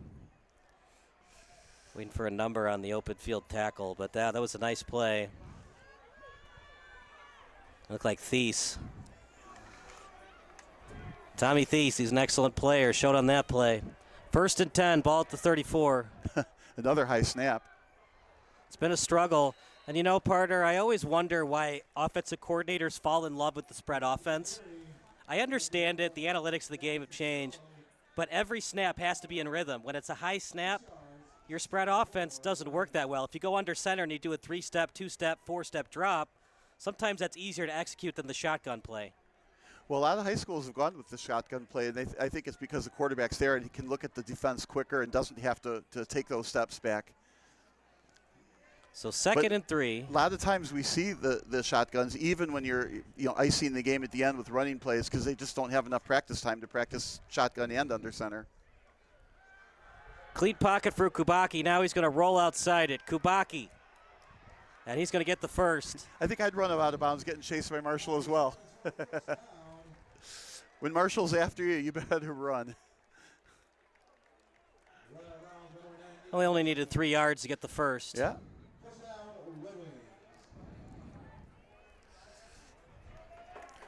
Marshall, a tough one to block. Running away from him is a smart move by Benet. So that time they're going to run Doyle in motion as he runs behind the quarterback. Kubaki, screen pass. So that time Marshall just absolutely destroyed him. Marshall made a great play. He sniffed that out, saw the running back go one way. The quarterback fake to the left was a good one, but not fooling Marshall. Try to get it to Salvino, and Salvino, he paid the price. So Marshall's made 2 good plays, so he gets a playoff. He's off. It's been everywhere. The Wildcat drilling people on screen passes. St. Lawrence has had enough of him as they got dominated by Fenwick last week. Quick pass to Doyle. Great play by Fluecki. What he did is he pushed himself into the backfield and tripped up the wide receiver. So many things went well on that play. It also prevented him from going outside. I mean, even if he didn't trip up the receiver, right, he's busting it from going outside, pushing the play back into the middle. But 3rd and really long here. So if they don't get 15 yards, well, if they get 7 of them at midfield, will they go for it? This is a tough call. If I'm Fenwick, play behind it, let him catch it short, and then come up with the tackle. 3rd and 14, 3-man rush. Kubaki, he's going to have to roll outside the pocket. Looks for a man downfield, and then he is just tackled out of bounds that time by Michael Murphy. No choice but to punt here late in the first quarter. Yeah, Michael Murphy did a great job bottling him up. He didn't go after him and then fall for a fake. He just stayed downfield just to force him to not be able to go downfield, have to throw it, or obviously then he closed the gap. Right. But if he had gone for it, dove and missed, that would have been a lot more yards. So excellent defense by Murphy. That's where peripheral eye vision is so important. You on one side of your eye, you look at where the line of scrimmage started, and you know if Kubaki goes past it, it's a flag. So don't fall for the fake. Meanwhile, that punt, it's an okay one. See where they mark it. They're going to mark it at the 33. Yeah, you sound like me saying that punt's okay. To me, that was a weak punt. It's got to go downfield a little bit more. What did they gain on that? About 22 yards net on that punt? They got to kick this ball downfield. So Bennett's kicking game, their punts are not doing a great job today. So Fenwick with the ball, not midfield, but 35-yard line, 34-yard line maybe. Would you consider using Kubaki's athleticism, a rugby-style punt, get him outside the pocket so there's no chance of a block, and see what he can do in the open field on a punt? That's not my favorite. You try that sometimes. You're running full speed or half speed to the right, and then all of a sudden you trip and you drop the ball and stuff happens. No, I just like a nice punt formation. Jamin Williams, he's so good at that pump fake, and he froze the defense, allowing Romeus time to get separation. Yeah, he's got I call it a rocket ship arm. He deserves to be the starter, and that was a nice play. He was patient, made the throw. He's got a cannon for an arm and a real nice tight spiral completion. So here comes Williams again. This time it's read well by the Red Wings. He tried to throw it at the feet of T.J. Smith, but it was read so well by Benet. That time he just got to take the sack. Well, and smartly he did rather than throw it away. But remember the first game of the year when we were here doing the Fenwick game? Actually not here for the Fenwick game, but at Triton for the Fenwick game. And we thought, maybe Frankie Hosty would be the starting quarterback. And then, of course, Williams was in absolutely terrific quarterback. They both have their strengths. Frankie's a little bit better of a pocket passer, but Jamin Williams down the sideline, that's what he does well, but he does struggle with that. That's something that Hosty's a little bit better at, the accuracy. If it's right on target, that's a 14-0 score. Well, that's the thing. If you are the quarterback on the field, all you've got is the quarterback on the field. I mean, it's hard to say that Hosty would have completed that or not. But I do think that was kind of a more of a bullet pass downfield, and I think the receiver was behind him, behind the defense. A little bit more air on that pass would have been easier to run under it. Second time that Getz has gotten beaten by Bajorson. Bajorson got him the first time for the touchdown reception. Yeah, this was not a good time for an offsides. I guess it could be worse, right? But instead of 3rd and 13, it's going to be 3rd and about 8, maybe 3rd and 9. So that absolutely helps in midfield, a shorter third down situation. Right. So, you feel like 3rd and 13 is a long pass, or is 3rd and 8 still a short pass, catch it on the run, maybe a slant? So I forgot it's 8-0, not 7-0, because they did go for 2. So if they kick the field goal, it's 11-0. Another flag. I guess Fenwick was saying, well, you get a penalty, we get a penalty. So now we're back to the long pass. If you have confidence in your offensive line, you could run a special play here, like a reverse or something, if you think you're going to go for it on 4th. This time they pass. Over the middle, he's got Smith, and it's complete. Smith's tackled, but not before he gains a lot of yards. And the Friars are cooking right now. That was a deep slant across the middle, and the linebackers were pulled up for some reason. It was wide open down the middle, cover 2 defense, and split them perfectly on that deep slant. Little up-tempo, no-huddle action. Screen pass to Bajorson. He's still on his feet. I like this. He got around the edge again for many yards. Again, a short pass. That's what the Bears try to do, that short pass and try to get down the field on the edge, but the professional defenders don't let that happen. But here in high school, let them get around, and that's another first down. Well, we were wondering if this Fenwick offense would do well or struggle like they did against Montini. They are up to the task tonight in a big way. Yeah, this is no struggle. At the same time, technically it's a 1-score game. You know, it's not a 2-score game yet. But if they do, yeah, and if they do score and get 8 points again, that's 16 points. So it's 2 touchdowns and a field goal. You know, it looks so good on the Wildcat, even though Benet practiced it or talked about it on the sideline. It was so successful the last time they ran Wildcat with Nate Marshall. I think they're going to run it again. That does it for the quarter. Yeah, well, they got first down here, though. And, of course, I always like to take that 8-0 lead at the end of the quarter, right, and multiply it by 4. They're going to get 3 seconds to run a play. Let's see if they actually run it. So we'll change it to 3 seconds. 1st and 10 at the 12. Williams out to the left, but Jorson again still on his feet. He's so hard to bring down in the open field. And he keeps getting around that edge. They keep giving him that edge. They got to stop that. They got to turn him into the field, not let him get around the edge at least. If you turn him in, you've got help inside defenders to tackle him. So you take the 8-0, you multiply it by 4. So clearly this final score is going to be 32-0. All right, we don't need to play quarters 2, 3, and 4. We don't need to broadcast 3 more quarters. We already know what the score is going to be. We're going to take a break. It's 8-0 in favor of the Friars here on SBS.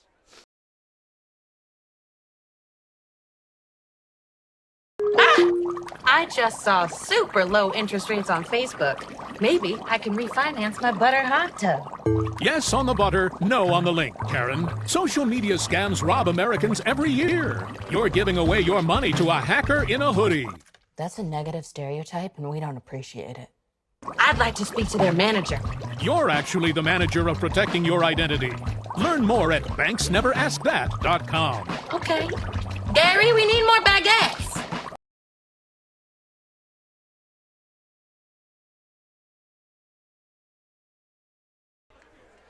Kyle Smith alongside Bob Vilsaway, 8-0 in favor of the Fenwick Friars.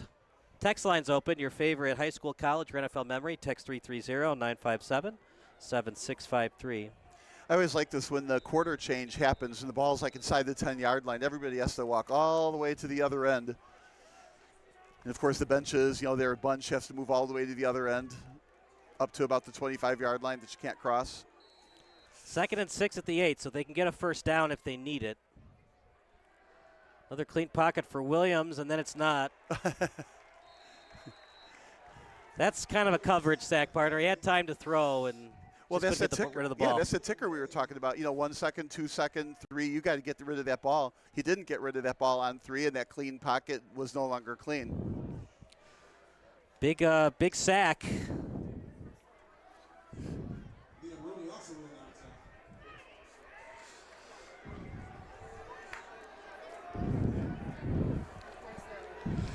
What? As that's completed over to Bajorson. So he got most of those yards back. Now they're at the 8 or the 9-yard line here. So it's going to be a 4th down. See what they they're going for it again. They figure they went. Oh no, here comes the kicking team. So maybe this is really surprising. They're this close. Why not go for it? On the other side, I think they were near the 10 and they didn't kick it. I think it's simply they learned their lesson. He Okay. didn't get the 3 points. He was like, darn, I guess I kind of would have liked those 3 points. So let's take them this time. It was also earlier in the game in the first quarter. Now you're in the second quarter, maybe. Good snap, good hold. The kick, Noah Sir. Excellent kick. That'd be good from 40 yards. And you got to remember that, too, later in the game. If it is close and you're down a point or tied or something like that, you don't have to get to the 10-yard line to get a field goal. You can get down to the 20 or the 30-yard line, and maybe there's a chance that can go in. An excellent kick, and, he took the 3 points. Watching that kicker, remember you and I both thought we maybe could have kicked that? Well, think we both said to go for it also, but should be 14-0 here. Those two kicks would have made I think we both said we wanted him to kick it. It would be 14-0. No, you did. Well, I agreed with you that they should have gone for it, but whatever. It could have been 14-0 at this point. So we'll stick with the action. 11-0 in favor of the Friars. Yeah, I like the music. You like the song? Yeah, I do. It's an old song. Well, I'm old. Actually, nothing like You're this only song. as old as you feel. How old do you feel? Well, young when I hear this song. Well, this song's not that old. It's only like 11 years younger. So do you feel 11 years younger? Probably more than younger with this song. It's the one that does make you want to get up and dance. I mean, your sweater looks like it's 30 years old, so. It might be. No, I'm kidding. Looks like it might need to see a seamstress one of these days. The sewing needs work. That's due to the cat, probably, if it really does. So here's the kick by Sir. And I like this kick into the end zone again. We talked about that earlier. Give the other team the ball at the 20-yard line whenever you can. Don't let them have a chance to return it. I mean, if it returns, maybe get out to the 15 or 16-yard line, but the risk of breaking it, for 80 more yards after that isn't worth it. Just kick it into the end zone. So here we go. Ball at the 20, 11 even minutes remaining in the second 11 quarter. Even minutes remaining and 11-0 game. How about that? Yeah, when do you ever see that? 11-0 score. Very much a rarity in the sport of football. Yeah, let alone a timeout at 11 minutes in the game. And when does the stop clock, clock stop at exactly 11 minutes and never an 11-0 score? Could that be the first time in history, right? How would we ever know? Can Benet get the ball to the red zone? They haven't done it yet all game. Kubacki with the clean pocket, quick pass over to Doyle. That's become their bread and butter today. What a great marketing term, in a way, red zone. I mean, there's no red zone. I mean, and should the red zone be 20 yards, 10 yards, 15 yards? What exactly should a red zone be? It's just a completely a marketed thing. Well, it's interesting here at Benedictine University. See that red line? Yeah, it goes, well, it's just around the whole field up to the 25-yard line where you can't stand. Then the white areas where the players can stand. So it's like the pseudo red zone marker? That close, 20 or 25-yard line. So 1st and 10 for the Red Wings. This time a B-gap run. Redgowski in the open field. We were wondering when they were going to get it to him, and they got to get him going if they're going to win tonight. Yeah, I agree. I feel like they needed to run him more earlier rather than use him as the decoy and then pass the ball. I feel like you got to use him. On the other hand, if he couldn't gain yards early on, they're still punting, but I think you got to use him, and that was very, very encouraging. Down by 11, though. So it's going to take a few more runs like that to get back in this game. So this time they're going to give Redgowski a break and Joe Salvino in the backfield. Doyle in motion. And this time a nice run off the right tackle. Ball loose. Fenwick's got a chance for a scoop and score. Kubacki to beat. Oh, got out of bounds. Almost tiptoed his way to the end zone. Josh Morgan, Johnny on the spot. And partner, what is going up with this Benet offense? Second time they coughed the ball up today. Well, the third time they put the ball on the ground, right? So I thought if cut back right now. Nope. Tried to outrun him on the edge, just couldn't. So it's a hold against Benet. That's obviously going to get declined. Man, just everything going wrong for Benet on that play. He fumbled the ball, was almost a scoop and score, and you held on the play. Yeah, right. And you held on the play, right? So even if he didn't fumble, the ball was coming back anyways. Well, yeah, right. But this is huge, 11-0. So if it gets to 18 or 19-0 in the second quarter, and still Benet, not a whole lot of flash on offense. Obviously, 2 turnovers kills them. Putting the ball on the ground 3 times doesn't help. Do you think we'll see Frankie Hosty at all today? You put Hosty at quarterback for a play. You roll Jamin Williams out at wide receiver, maybe a screen pass, see what Jamin Williams can do in the open field, make a man miss for a touchdown. Well, I wasn't thinking in terms of that, but I was thinking if in terms of this football game gets out of sorts, maybe you see Hosty in the fourth quarter just as a coaching staff. Let's see what he can do. 3 wide receiver set. Fakes it to Morgan. Touchdown pass to Bjorson. Took 1 play to get that. You could almost see that happening. All the frustration on the sideline from the Red Wings. Ronan Devine. And if the Red Wings aren't careful, this one could get out of hand quickly. Well, and teams like to do that. After a turnover, they take 1 shot at the end zone, no matter what yard line you're at, it seems like, and they did that here. So now they'll be kicking the point. Everybody's contributing for Fenwick today. I'm intrigued that they're kicking 1 point here. So they went for 2 early on. Now they go for 1. 18-0. We're going to take a break. You're watching the Friars against the Red Wings here on SBS.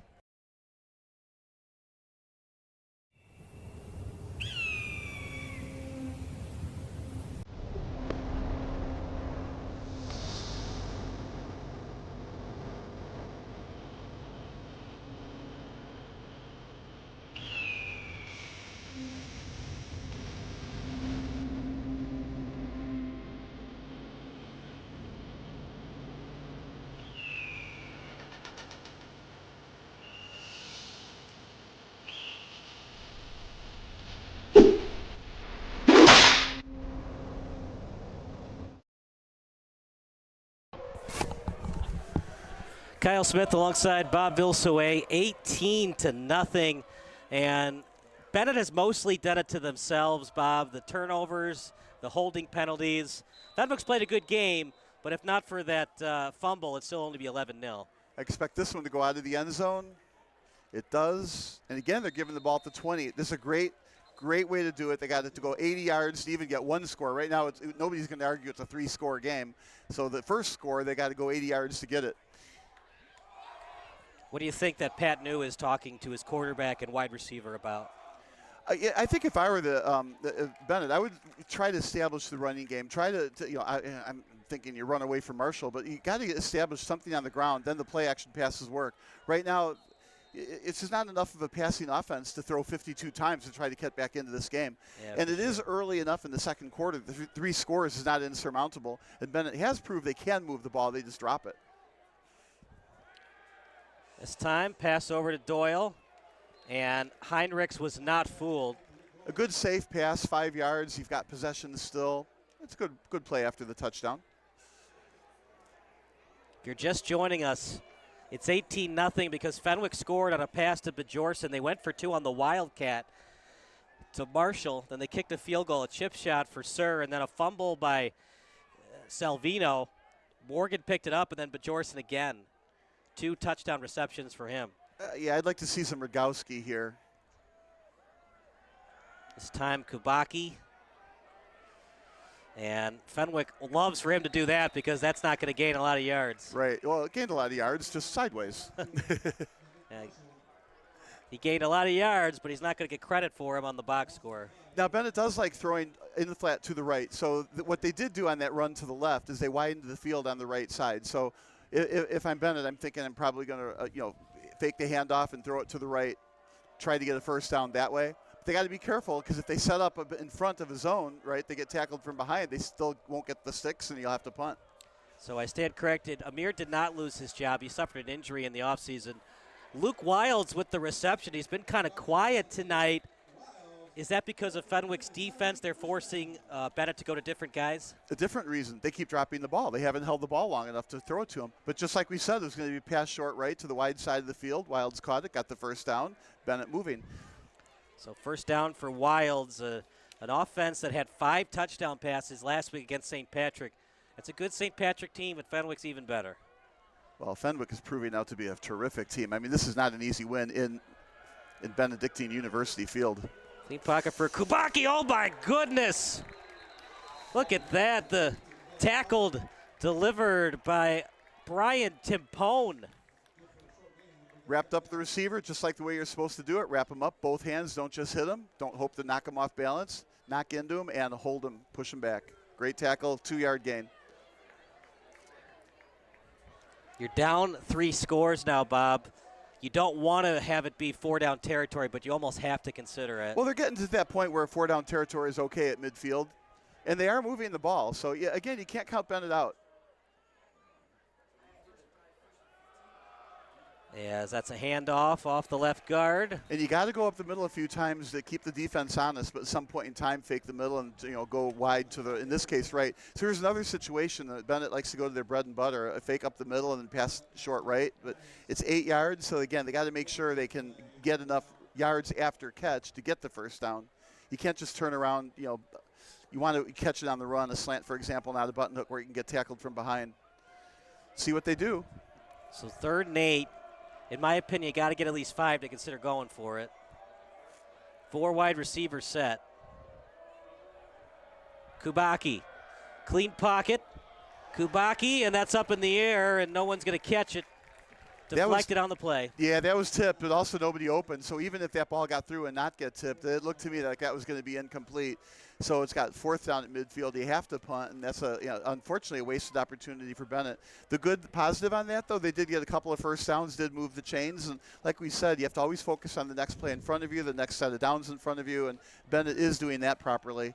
But unfortunately, didn't get the first. Now they're punching it away again. So it's going to be Nicholas Durbis, the tight end, to kick, even though Flores is listed as the kicker on the roster.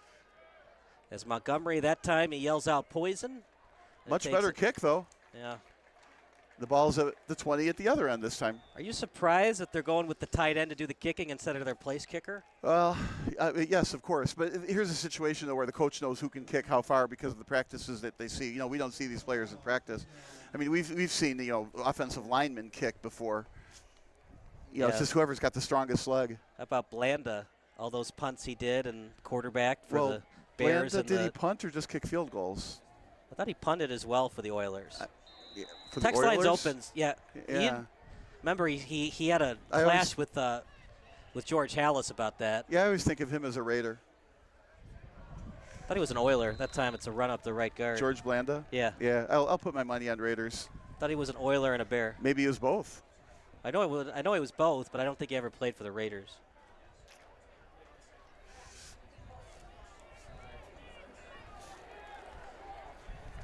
Trivia we didn't know we needed to know. Jalen Morgan off the right tackle. But sometimes we got 3rd and 1 here. So with the running game working, right, you got 3rd and 1. I think you got to keep it on the ground, run off tackle, get the first down, and move the chains. I don't think I would risk a pass here at 3rd and 1, and I don't think you can make on 4th down in your own territory, especially when you have a 3-score lead and Bennett's really not moving the ball well. So expect a run. I wouldn't be surprised for him to go back, fake a pass and then find a lane to run through it.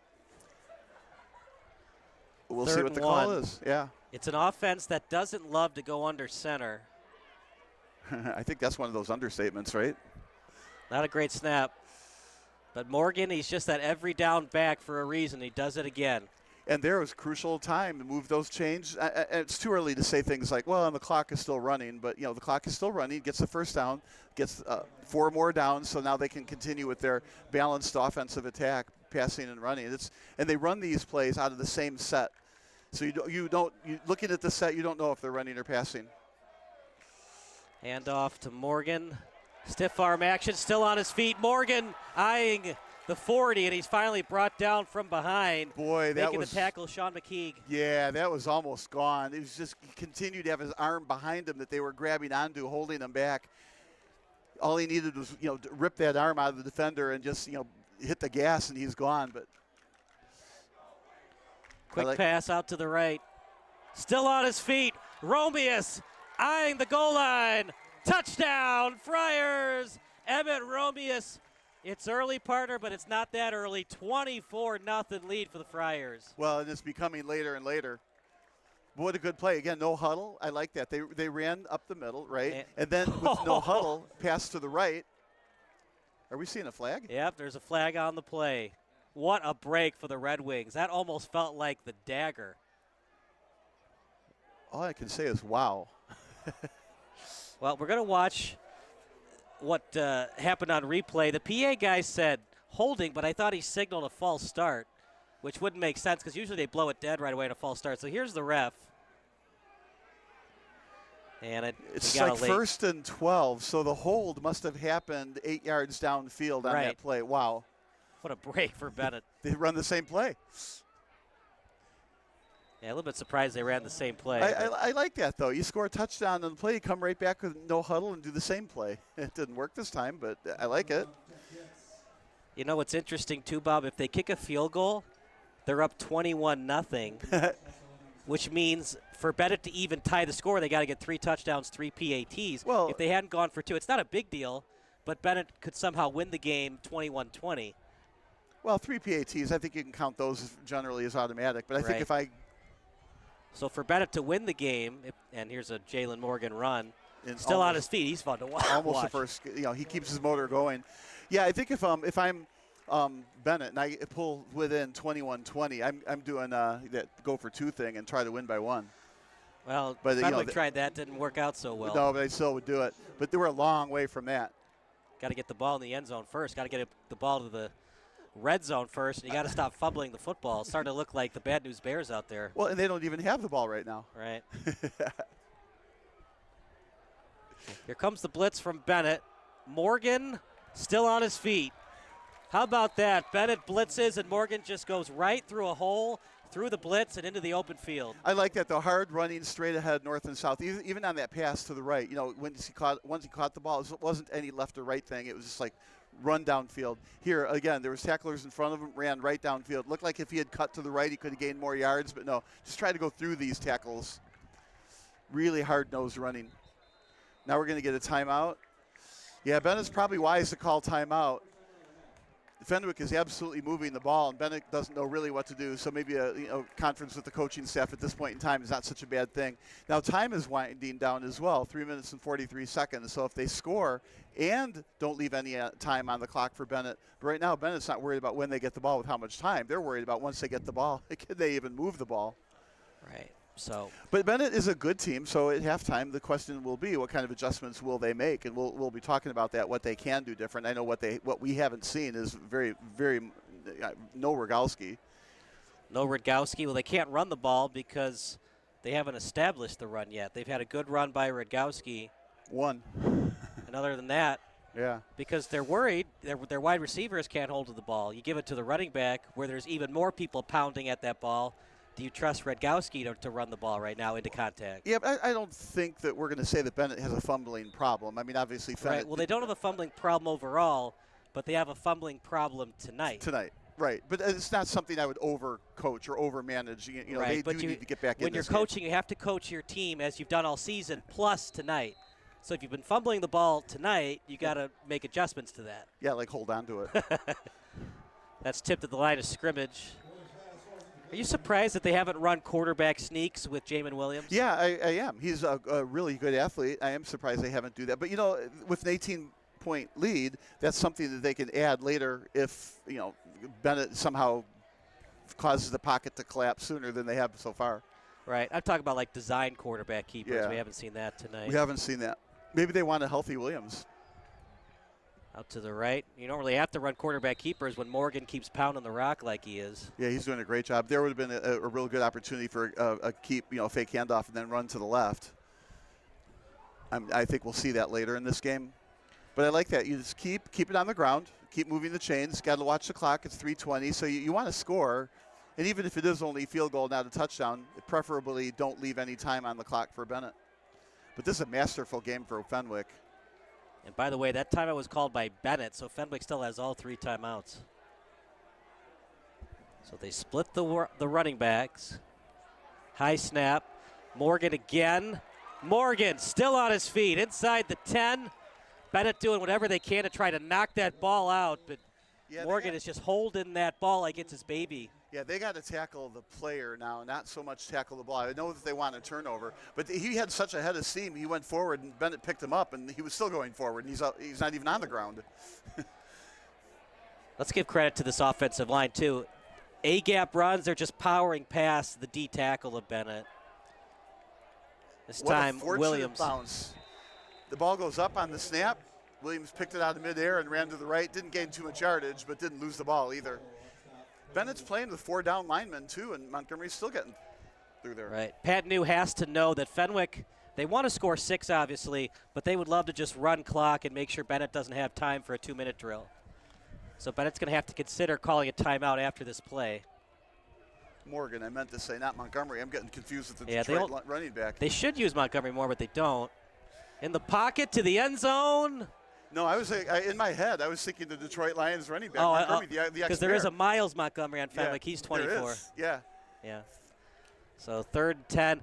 Problem with that, Bob, it stops the clock. You'd like for them to run the ball again, force Benet to call a timeout.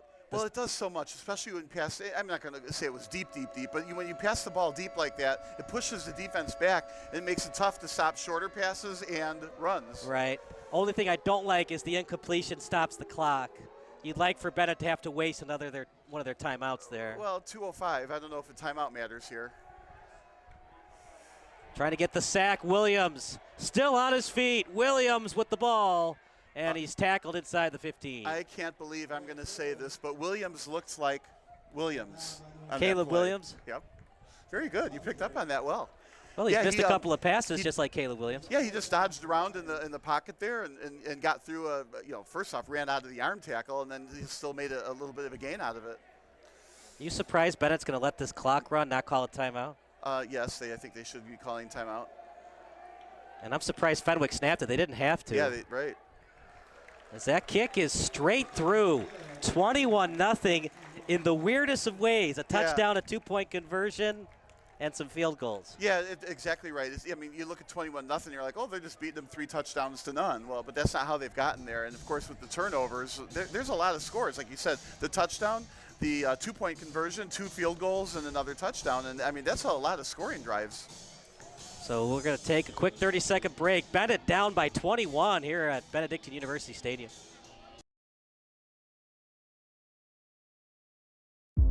Hi, I'm Sean Rugstad, Caldwell Banker Realty. I'm out of the Glenview, Illinois office. I left Caldwell Banker a time of transition, thinking that the grass was greener on the other side. I was gone for 2 years, and I realized right away I had made a mistake. I love the culture at Caldwell Banker. It's built around the agents. That's something that I felt I was missing before. I started my career here. I built my career here. Here comes the kickoff for Fenwick as it's up in the air and trying to return it. Fenwick is arguing that it's at the 1-yard line, but nope, that was behind the goal line, so it will be a touchback. Yeah, I think that was close, but yeah, he was behind the line. But, why did he fall? I mean, it looked like he did try to run it out, and, obviously didn't make it. It's one of those things. Bennett's trying to do whatever they can to try to have any kind of points before halftime, but sometimes you overdo it. Well, they got to be worried here. With 1:23 to go, they haven't moved the ball in 23 minutes. Now, can they really move the ball with just 1 minute here? Well, you got to try something. I mean, you don't want to throw a pick, but being down 28-0, 21-0, you're still down by a lot. You got to find a way to put points on the board. Yeah, pick won't help. But I think they're going to go deep with something. Clean pocket. Clean. It's not going to be clean for 5 or more seconds. It's clean for 3 seconds, and you got to get the ball out. Yeah, 4 down rush or rush the quarterback, and he took his lane and went. I think he sent all the receivers deep, hoping that there would be a gap behind the line and in front of the defenders, so thought he could keep on running. We got to go, guys. I don't know what's going on, but that clock is dwindling, and they got a long way to go. Well, right now they haven't scored yet, so I mean they do need to be careful as well. I think they need to be more concerned about moving the ball and what they're doing rather than actually getting the score. Time to Wilds. Oh my goodness! Parter, I know it's early, but it might not be Bennett's night when Luke Wilds is dropping a pass like that. I liked his run after catch plan though. He was going to catch the ball and cut back into the middle and get the first down. So at least he had a plan after he caught the ball, and that's a good thing to see. Incompletion 2 stops the clock. No matter what, Fenwick will call a timeout if Benet doesn't get the first. Remember, clock stops on a first too, so even though there's only 43 seconds, that's an eternity in high school football. Yeah, that's a good question though. What will Fenwick do if it's a running play and the clock does run, or it's a pass? Of course, you call a timeout. You got nothing to lose. Yeah, well, or just go to the halftime with the 21-point lead. I think that's what I would do. You don't get extra points for keeping the timeouts. They run it. What will Fenwick do? That was after the play. Benet wants unsportsmanlike. I think that should be an unsportsmanlike penalty myself, but they didn't call it, probably graciously. His knee was clearly down. There was no need to swipe at the ball like that. Totally, that's frustration. And you watch it on replay. Rogowski's tackled, clearly down. It was 1 second. It wasn't like 3 or 4 seconds, but yeah, you can make the argument that's a 15-yard penalty. I think I have mixed feelings. I would have thrown the penalty flag, but I'm glad they didn't. But I would have. But now you have to set the precedent. Anything close to that, you can't call a flag on going forward. Exactly, and that's a problem. You can't be doing that every time the guy is on the ground, rip the ball out of his hands like that. That's what the unsportsmanlike penalty is meant for. So Fenwick calls a timeout to stop the clock. Both teams have 2 remaining. Maybe not a bad idea. Then they catch the punt, see how far of a return they can get on it, if any. It's probably more likely the ball will just land and roll around for a while. Then Remember, maybe you get a Hail Mary, maybe not. You got the Devin Hester-esque guy to return it. But I don't think if I were Fenwick, I would want to do anything silly here. Durbis has struggled punting. Not a great snap. Here comes the rush. How did that not get blocked? And it was such a bad punt, it was almost touched by a Fenwick player. And that's why you call the timeout, Bob, because Bennett's been struggling with the punting game. Yeah, they certainly have. Well, now you have the ball at the 30, so I think with 27 seconds, you do take a shot or two into the end zone. You don't have to. If you get first downs, it stops the clock. Yeah. I would also go with max protect and, just send a receiver out on each side, maybe a tight end up the middle or something, pick your receiver. But, 3 shots at the end zone, I don't know about, 3 12-yarders. I think I would just take 3 shots. I would do a comeback route here, maybe a fade route. A little quick pass. Can he get out of bounds? It's to Ramius. He tried to. Are they going to give it to him? Yeah, he got out of bounds. Now they're at the 22-yard line with 20 to go. So now it's only a 22-yard pass for a touchdown. So they're making it closer. Remember, the field goal matters because that would make it a 4-score game unless Benet goes for 2 3 times. Well, and the question is here, they appear to be in field goal range. Yeah, you'd like to get at least 2 more yards, if not more. Clean pocket for Williams. He's still in there. Wide open is Smith. He catches it, goes down, and you don't have to spike if you don't want to if you're Fenwick. And they're going to call a timeout. What would you have done if you were Battaglia? Would you have spiked to save the timeout, or do you call the timeout to not have to spike? With 12 seconds to go, I think you got to call the timeout. That's what I think I would do. But they're at the 12, right. First down. It's one of those things, too, like we see it at the NFL level. When a defense has 1 timeout left and it's the last play of the game, Mike Tomlin will see what the offense is showing you, then you call a timeout, and then the offense scores a touchdown anyways.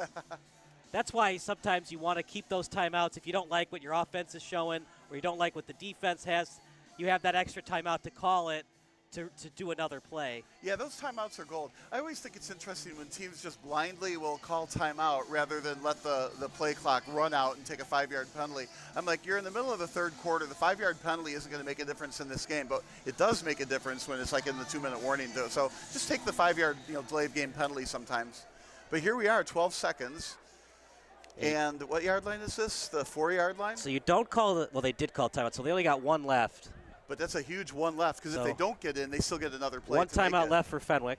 So also. Ball at the 4. 1 in motion. Williams in the pocket. He scans the field and line drive throw is wide receiver and Montgomery wasn't ready for it. It's hard to believe that play only took 4 seconds, but it only took 4 seconds. So in theory, they got 2 more cracks at this and only 4 yards to go. Now with an extra timeout, you can still run, get a couple yards. And you're up 3 scores. If you want to, you could go for the dagger and try to score a touchdown and make it 28-0. Well, that's what they're trying. I mean, if you don't score on this play, you'd only have like 4 seconds left. As opposed to kick the field goal? Yeah. Oh, you know what? If I'm in this spot, I'm going for a touchdown. You're at the 4. Yeah.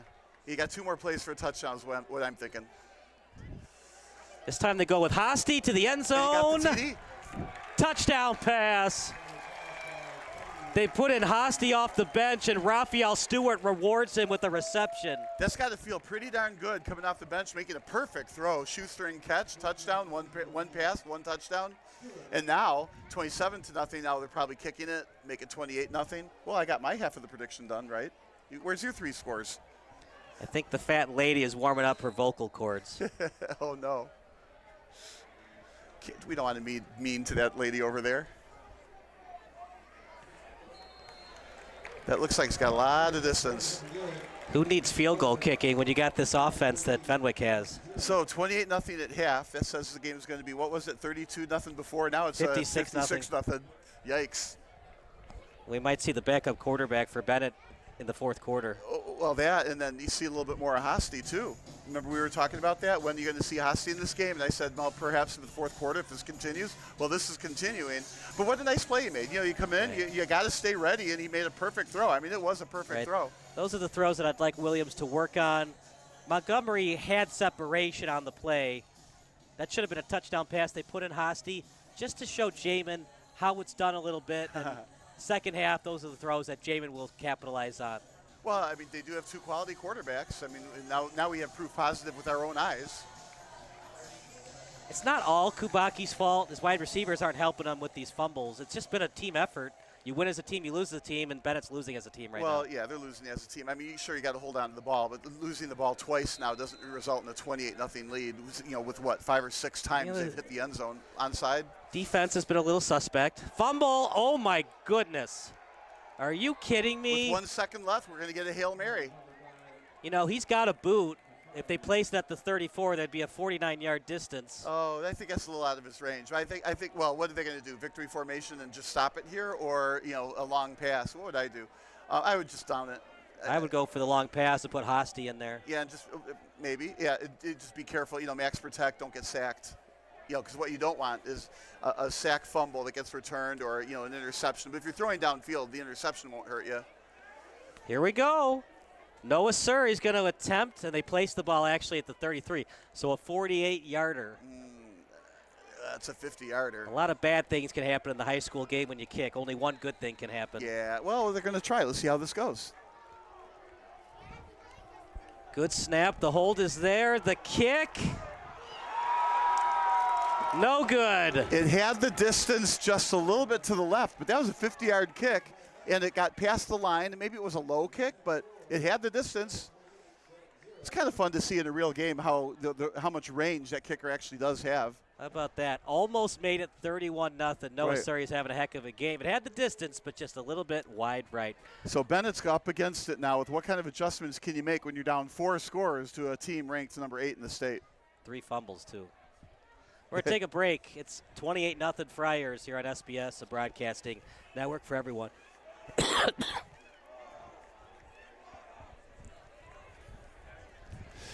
There you go.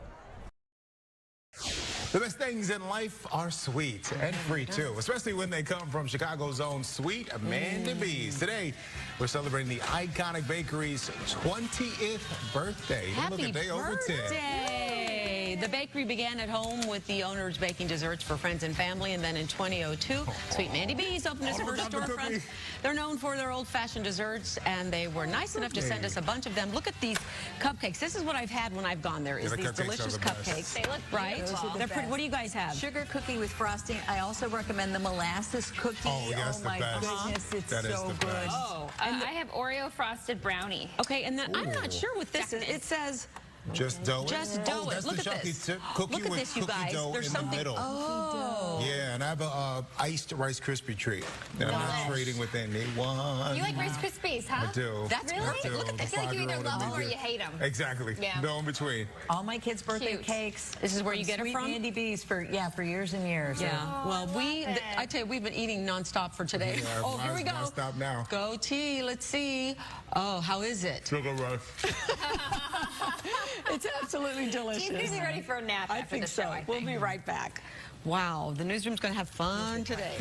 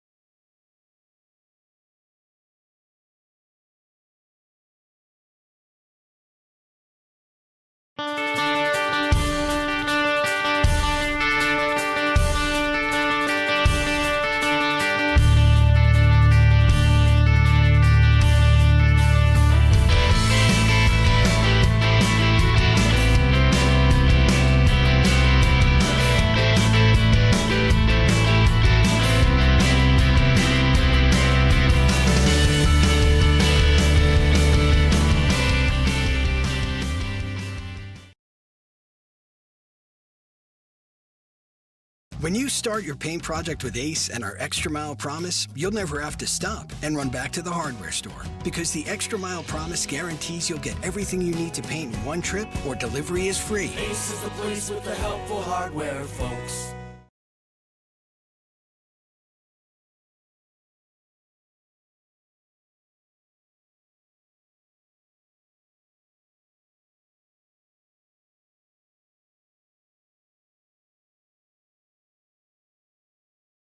I just saw super low interest rates on Facebook. Maybe I can refinance my butter hot tub. Yes on the butter, no on the link, Karen. Social media scams rob Americans every year. You're giving away your money to a hacker in a hoodie. That's a negative stereotype, and we don't appreciate it. I'd like to speak to their manager. You're actually the manager of protecting your identity. Learn more at banksneveraskthat.com. Okay. Gary, we need more baguettes.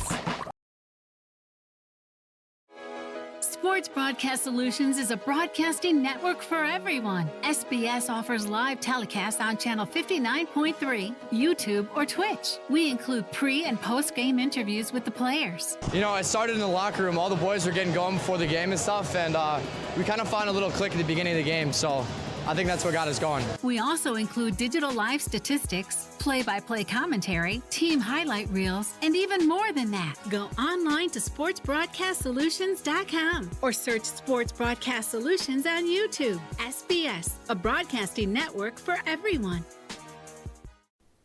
Sports Broadcast Solutions is a broadcasting network for everyone. At SBS, we offer a professional broadcasting experience for the non-professional athlete. Just like the pros, we offer everything for you. Play-by-play commentary. A no-hitter at Kane County Stadium. 15 strikeouts, 1 walk, 1 error, and that's it. Color commentary, highlight reels, recruiting videos, and much, much more. Unlike our competitors, we zoom in on the action and always have a live scoreboard with a live time code. If you're ready to have your next sporting event feel like CBS Sports, then make sure to call Sports Broadcast Solutions today. Our phone number is 330-957-7653, or you can go online to sportsbroadcastsolutions.com. SBS, a broadcasting network for everyone. Missing your child's sporting event just plain stinks. But you don't have to worry about that anymore, thanks to Sports Broadcast Solutions. SBS is a live broadcasting network, as well as covering your on-demand needs, recruiting videos, highlight reels, and much, much more. We can broadcast live to any website, and we also post as much on-demand content as you need. For more information about SBS, check out our website at sportsbroadcastsolutions.com. Sports Broadcast Solutions, a broadcasting network for everyone. Sports Broadcast Solutions is a broadcasting network for everyone. Let SBS broadcast your sporting event. We have experience and can generate excitement and permanent digital memories for your team. Tonight. That time, finally a goal for the Stampede! We have professional videographers using high-definition modern-day cameras, color analysts, and play-by-play announcers with state-of-the-art, classy graphical scoreboards to keep you updated. Plus, we have commercials to advertise your team, club, or sponsor, and us. Plus, we do pregame and postgame interviews. Hi, everybody, and welcome to the postgame show brought to you by Marion Central Catholic. My name's Kyle Smith. But my name doesn't matter. These young ladies matter. It's senior night as the Hurricanes win a battle down the stretch, 48-46. Hi, I'm Carrie Kramer.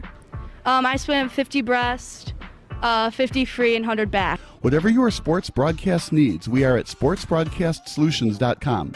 Check us out and become part of the digital sporting world. Sports Broadcast Solutions is a broadcasting network for everyone. Instead of spending hundreds or thousands with all these college recruiting sites, let us put together your college highlight reel. For just a fraction of your potential college scholarship and significantly less than these recruiting services, we got this. In addition, we put together highlight reels for teams, including high school, your club team, or travel team. My teammate gave me a great pass, and I just took it. The other team slashed me, took the opportunity, saw where the goalie was weak, and I just shot it there. Solon, O'Connor, and Marsh back on defense. And Marsh gets a blowout. We got a breakaway at 2-0. A shot and a goal! So 3-3. The power play was officially over. Whatever your sports broadcast needs, check us out at sportsbroadcastsolutions.com. Check us out and become part of the digital world. Sports Broadcast Solutions is a broadcasting network for everyone.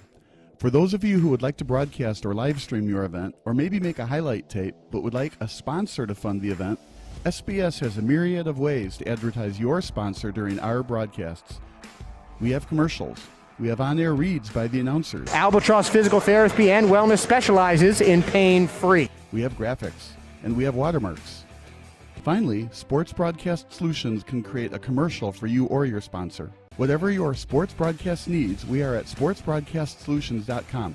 Check us out and become part of the digital sporting world. Sports Broadcast Solutions is a broadcasting network for everyone. For those of you that just want raw footage of your sporting event, but no play-by-play or color commentary, you just need us to live stream video from the event over the internet. We will live stream your event on YouTube on our Sports Broadcast Solutions channel. In addition, we also have a dedicated channel on YouTube for live streaming at SBS Livestream. And if you need multiple channels, we can utilize Facebook Livestream and Instagram Live on our channel as well. Options include commercials from your sponsors, professional scoreboard graphics are still available, and of course, yes, pre- and post-game interviews are available as an option if you want. We've been working really hard this whole summer and stuff. Whatever your sports broadcast needs, we are at sportsbroadcastsolutions.com. Check us out and become part of the digital sporting world. Sports Broadcast Solutions is a broadcasting network for everyone. We broadcast sporting events for people of all ages, including adult leagues, high school leagues, and kids. Complete with professional-looking graphics, broadcasters, color analysis, and commercials. We do pre- and post-game interviews with the players. In addition, Sports Broadcast Solutions does highlight films, including college recruiting reels, highlight films you'd see on sports news programs, and just simply highlight films for fun. Sports Broadcast Solutions also provides raw footage and live streams if you'd like. Subscribe to us and listen to our professional talk videos about relevant topics in the pro and college ranks. Whatever your sports broadcast needs, contact us at sportsbroadcastsolutions.com and become part of the digital world. This is Sports Broadcast Solutions, a broadcasting network for everyone. Check us out at sportsbroadcastsolutions.com and become part of the digital sporting world.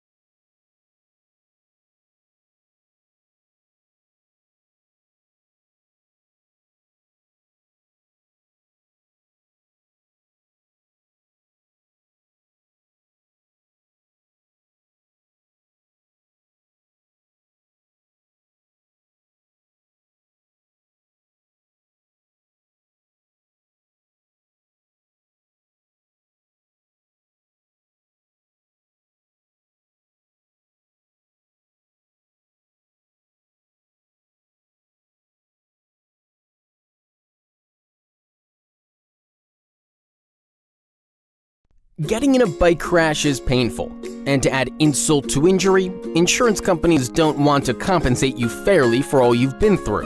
The attorneys at Keating Law Offices are national leaders in bike accident cases with a history of success.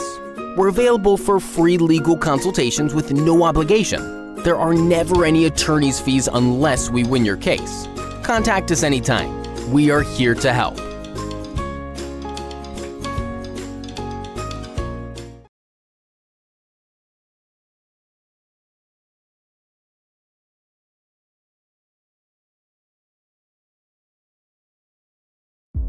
Hi, I'm Sean Rugstad, Caldwell Banker Realty. I'm out of the Glenview, Illinois office. I left Caldwell Banker a time of transition, thinking that the grass was greener on the other side. I was gone for 2 years and I realized right away I had made a mistake. I love the culture of Caldwell Banker. It's built around the agents. That's something that I felt I was missing before. They promote success by everybody working together. Everybody can network. Everything about the company is the best.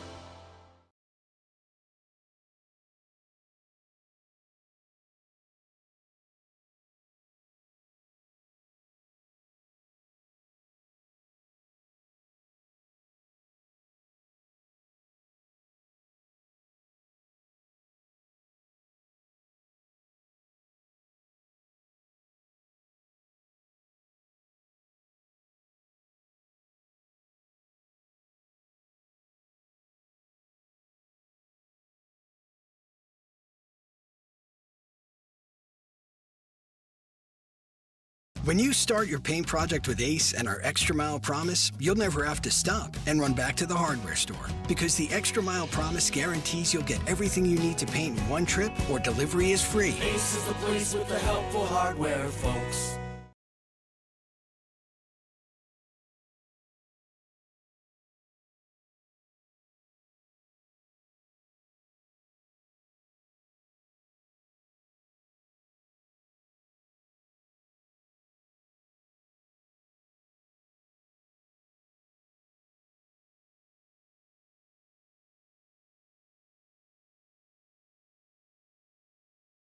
Getting in a bike crash is painful, and to add insult to injury, insurance companies don't want to compensate you fairly for all you've been through.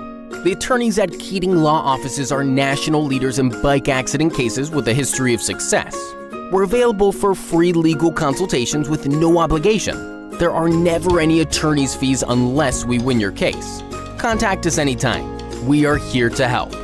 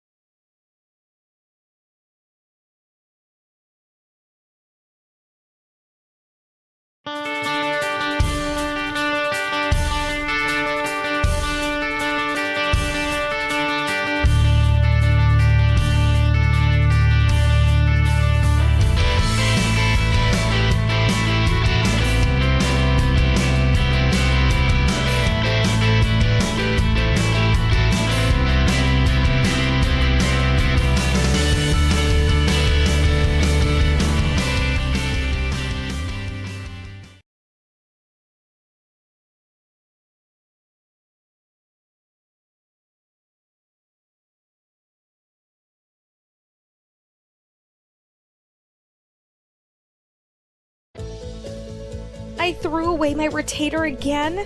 My parents are gonna be so mad at me. Are you looking to replace your lost or broken retainer? Perhaps bank a free retainer for the future. Would you like to be part of something that guarantees you a new retainer and gives back to the community at the same time? If yes, then we have the perfect solution for you.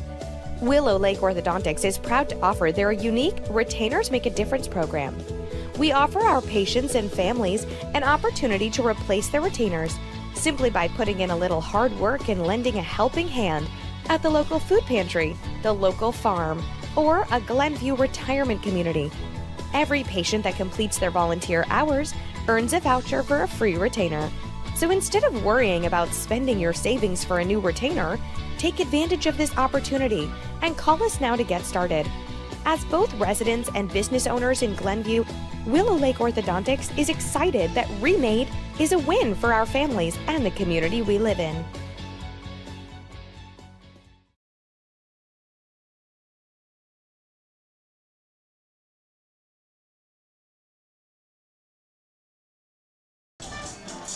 How's it going, everybody? I'm Kyle Smith. That's my partner, Bob Vilsoe. 28-0 lead for the Fenwick Friars. Look, we thought that 28 points would be scored, but we didn't think that Bennett's offense would be as anemic as it is.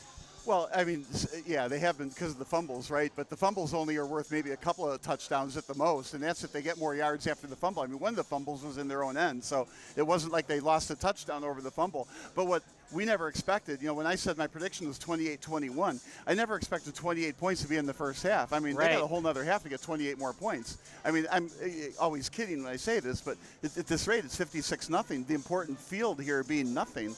I mean, no offense whatsoever from a really talented Benet team. I mean, just how good is Fenwick? This is really an amazing game. We're going to find out next week, next Friday, when Jack Elliott and the Mount Carmel offense plays Nate Marshall, Jack Paris, and this Fenwick defense. But for now, let's talk about the task at hand. Unless we see something crazy, Frank Reich-esque.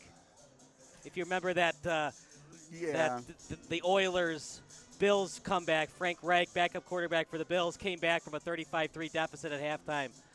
I don't see it, and the problem is you don't trust these wide receivers, not just to hold on to the ball, but they're dropping passes. Their best receiver, Luke Wilds, he's wide open over the middle, and he's dropping it. Well, we might be concluding the same thing, but for different reasons. I would never stop throwing it to my receivers because I'm afraid you that have to, but at the same time, what do you tell your players? No matter what you do, even on the kickoff, the squib kick, that was a fumble as well. Yeah, well, I mean, obviously you want to tell your players to hold on to the ball, and maybe next week do some kind of a drill or two or whatever that reminds them that, they got to hold on to the ball. I mean, but inherently they know this. But I wouldn't not throw it to my receivers because I'm afraid they're not going to catch it or because they're going to fumble it again. But I would go to this extent. I'm losing 28-0 to a good team. The odds of me coming back is pretty low. I've got to establish something. I've got to get a first down. So you get 5 yards on a run, then you get a short pass or another run and another run. You get a first down. Then you do it again. You get another run. Then you see what's available to get another first down.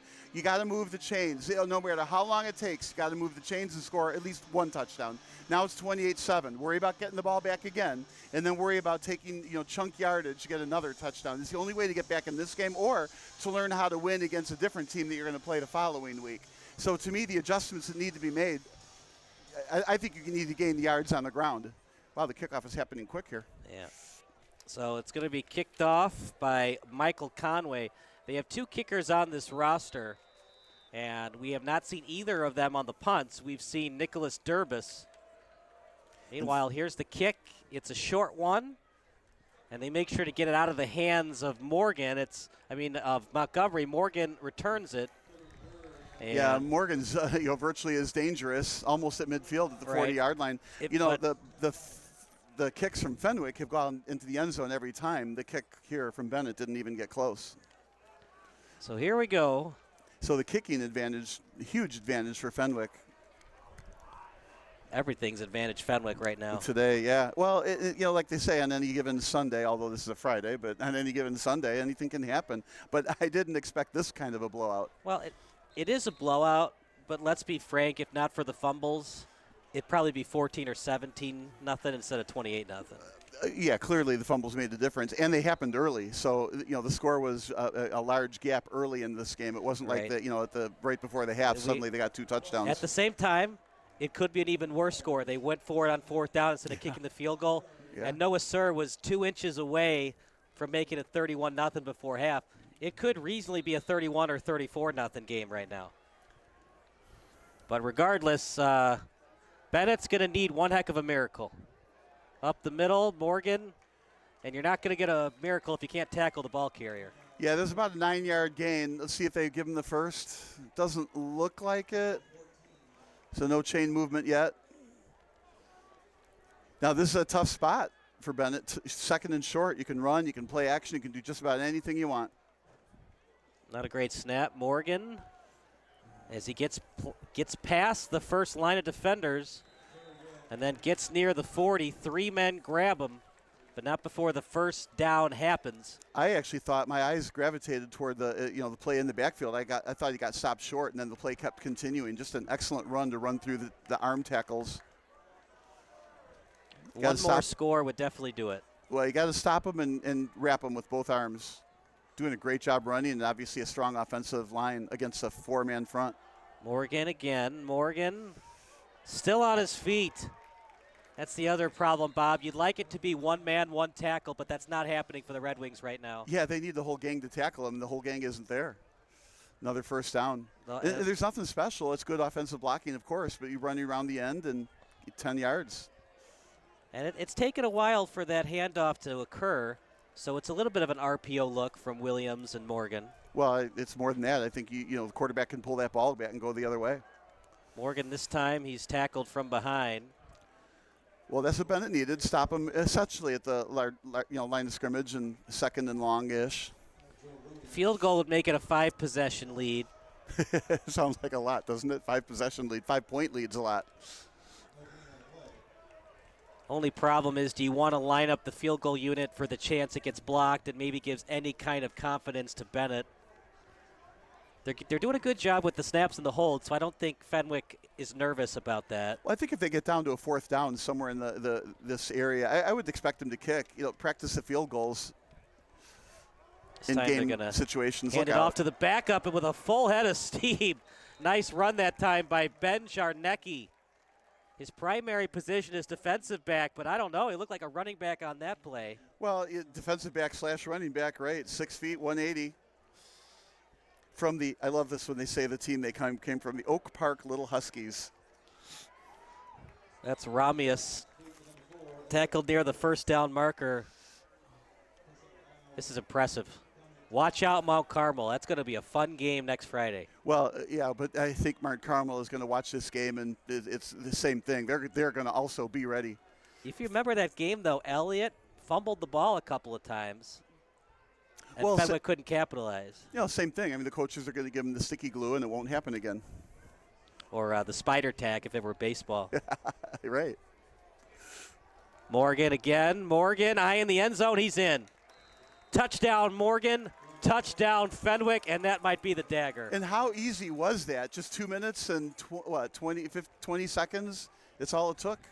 9:40 on the clock. How about that? 2 minutes and 20 seconds. Yep. They'll be kicking probably the rest of the game. That might be the end of Jalen Williams' day. We'll see. Well, even if it is, though, you know, he hasn't run for a whole lot of yards. So his passes have been terrific, and the running game has been terrific, but it hasn't been him running. Kick is good. We're going to take a break. 35-0 Friars here on SBS.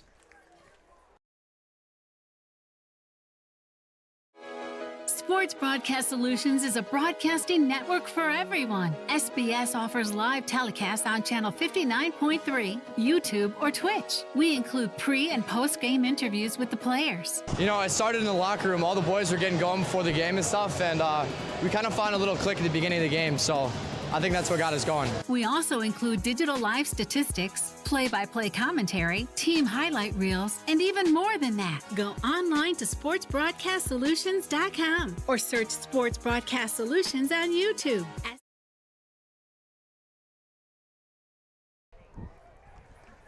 You know, Bob, Mama said there'd be days like this. Mama said, and that's what's happening right now. I don't remember my mama saying something like that. Remember the movie One Fine Day? Oh, no. Mama said there'd be days like this. Michelle Pfeiffer, George Clooney. Hello, is this mic on? Great movie, by the way. I'm thinking that this kick is also going to go into the end zone, and the ball's going to be back out to the 20. Thank you, Captain Obvious. It's happened already 4 times. Every time it goes into the end zone, right? He's impressive to watch, isn't he? Yeah. Oh, this maybe time not. It's going to be short. Might be on purpose.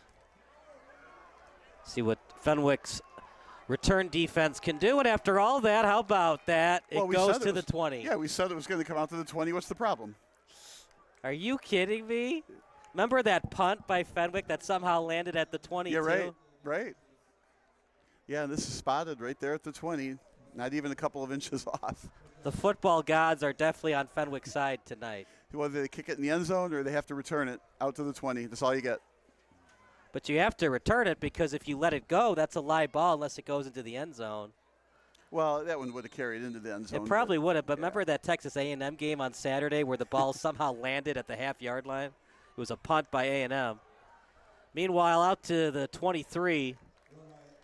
Well, if you're wondering why Bennett's doing that, I think the game is most likely over. You just want to establish some confidence and establish some offensive rhythm for next week. Well, right. Like I said earlier, you know, they got to run. You move the sticks. And, you know, that wasn't a great run, just a couple of yards, right? It looks like no huddle, so they want to go up tempo. Maybe start out with a run, and they will keep passing. But are you surprised Kubaki's still in there? Yeah, that's kind of a good question, right? Clean pocket for Kubaki and throws deep to one of his favorite targets in Doyle. They worked on that a lot in 7-on-7s, but seems like Fenwick's worked on their defense as well. They haven't given up any points tonight. Yeah, I don't know if I like that route design. All 4 receivers were to the left over there, and 3 receivers were to the left over there. A lot of defenders were over there, and he kind of threw it with a lot of air under it. Would have been easy-ish to read that play and maybe jump in front and get an interception. I think I'd like to see the receivers go to different locations on the field.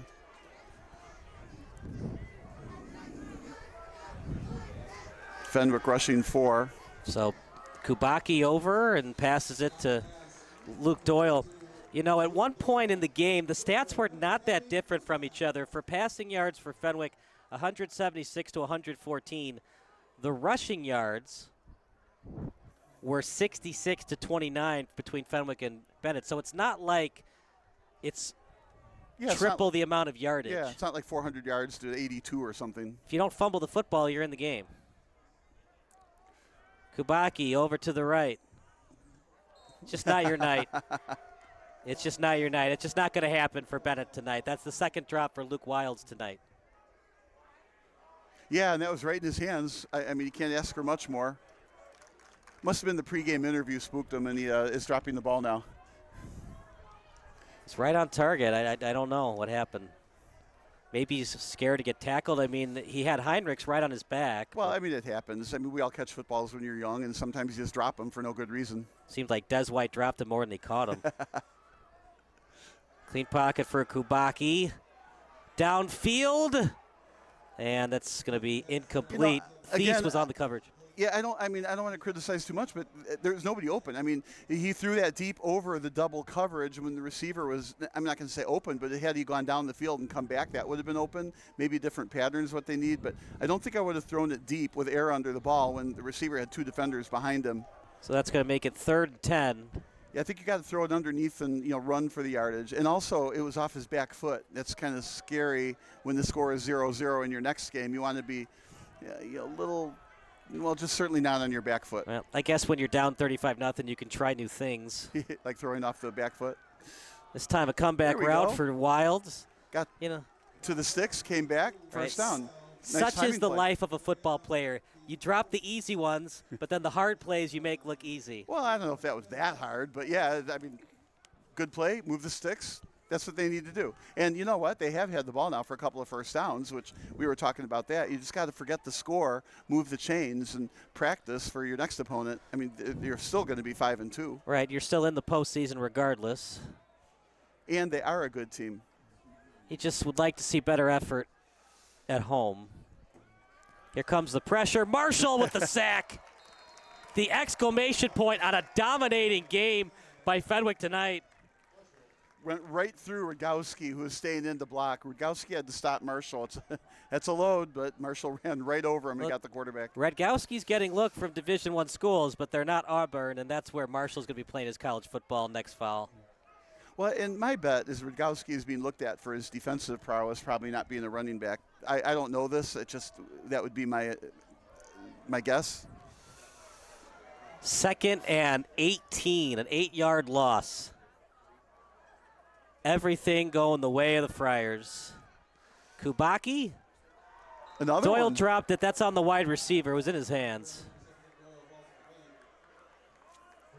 You throw it right, gets dropped. You throw it left, gets dropped. Both receivers had a 7 on their jersey. So it's an unlucky 7 day. Isn't Snake Eyes, isn't that the number 7? What's that? When you roll dice, isn't that 7? Oh, yeah, 7, 4 11 and or a 3? doubles. Snake eyes and stuff, 7, 11 or doubles. It's been a while since I've been to Vegas. We're talking about unlucky 7s. The only thing I like in Vegas is the roulette table. Kubaki in the pocket, over to Doyle. That's going nowhere fast. Nice open field tackle by Timpone. That's a tough play call. I mean, obviously they just wanted to complete the ball and maybe get lucky on a break, but I'm like, you're running this inside screen into the middle of the field on 3rd and 20. It just doesn't have the earmarks of the kind of play that would work. I think if it were me, I would have wanted to air it out. I mean, even if it gets intercepted right now, it might even be better than the punt. Yeah, the punting game has been suspect at best. Just surprising, he's not listed as a kicker. That's not a great snap. That was just an emergency punt. Just had to get it off. He did a great job to get that off. And Fenwick also did a great job to not tackle him while he's kicking the ball, which would be a penalty and then a first down. So all in all, a good play, except for the snap needed a little work. Well, you're up 35-0 if you're Fenwick. Do you want to use different running backs and give much-needed rest? That's a good question. If you're Fenwick, what are you trying to accomplish now? You've got a good team. You've got them shut out 35-0. Do you want to look at underclassmen? Do you want to look at your backup team? Do you want to keep your starters in to continue to gain experience against a good defense so you're better the following week? Are you worried about an injury? I mean, there's a lot of things that go through your mind as a coach in this kind of a game. This time a handoff, and it indeed is to Jarnecki, and Hosty into the game as we expected, so Morgan and Williams Day might be done. And boy, what a day they had.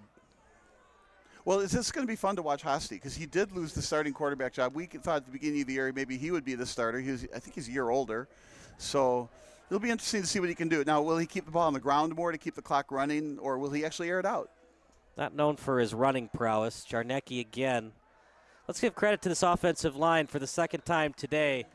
That's the backup running back, and they're just doing jet sweep to the right. Right tackle's doing the rest of the work. Well, I do like the run wide thing. That makes the linemen tired because they have to go from side to side. And they have to run a long way to chase down these, fast backs or jet sweep the receivers. So now here, the left side of the field is wide, so you would want to make that your strong side. Put your tight end over there and run wide left. Another good job by Rutland coming off the offensive line on the pole. Radkowski there on the tackle. That's still a healthy gain. It's about 4 or 5 yards on first down. So I think what we now see is with Hosty in, they might pull it back with a play action, but they're going to try to run it left, right, middle, wherever they got to go to keep moving the chains and hold the ball. And just saying, what's the 40 points you said that's a running clock? Matt Battaglia, since he got hired to be the head coach, he goes by the motto of Fenwick Fast, a high-octane offensive style of football. Is that pass down the middle? And it's completed to Smith. And you were saying high octane? That was a great catch. I like the throw. There was air under the ball, so Smith had to run under it, and he did a great job to run under it. There wasn't a safety on the backside, so he could float it as high as he wanted and let Smith get under it. And that was a perfect throw. Strong downfield and a great catch. And Hosty had a player in his face when he released the ball. So he's got a touchdown pass. He's got this long bomb pass. This Hosty is good, too. Just on the wrong team. If he was on a lot of other Chicago Catholic League teams, he'd be the starter. Yeah, or maybe one of the public teams in his area. These private schools are able to recruit outside their area. So the Bears, but they usually get it wrong. First and goal. Jarnecki. He was hit briefly at the point of attack. He's a half yard short. Oh, they're not giving it to him. I thought he got in, but obviously they're on the goal line, and we're up here 5,000 feet away at the wrong angle. And what a great run. I mean, you got to figure they're going to get it in on this next play, and boy, they, of course, keep it on the ground. So here it is on replay. He's at the half-yard line. It sure looked like he didn't get in. Oh, really? I would have said he got in on that. Even it's interesting. We're both watching the same replay, but again, our camera is the same angle that we are. Looked like he was half-yard short. I don't like this injury on the field. So it's a 35-0 game, and somebody gets hurt. You don't want to see that. That's why, when the game gets out of hand, look, you have to play somebody, right? Yes. But when the result is definitely going to be a win for one side, a loss for the other, when you put in more reserves than starters, when an injury happens, nobody wants an injury to happen, but at least it was to your reserve and not one of your starters. Well, maybe. I mean, I don't know who got hurt. Is Benet to their reserves at this point? So slow to get up. And it looked like it's 99 for the Red Wings, as that would be Liam Rooney. He's a senior defensive lineman. He's a big boy, Bob, 6'4", 245. I wonder if he's on their basketball team. Probably not the point guard. Nowadays? Yeah, Magic Johnson was 6'9".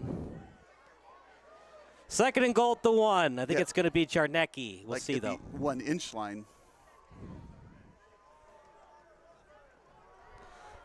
Jarnecki scores. Boy, he danced in. I was a little put off. He was like dancing left, dancing right, following the blocks. He got in virtually untouched. I was like, no, I think you got to run north and south real quick. Take the ball and just run forward, follow a guard into the end zone. But he did a great job of the offensive line with blocking that allowed him to have a lot of space to go in slow. I've always, when I look at this formation on these extra kicks, I'm like, would they ever actually hike it when they're over there? Snap is good, hold is there, and the kick by Noah Sir right down the middle. 42-0, we'll take a break. You're watching SBS, a broadcasting network for everyone.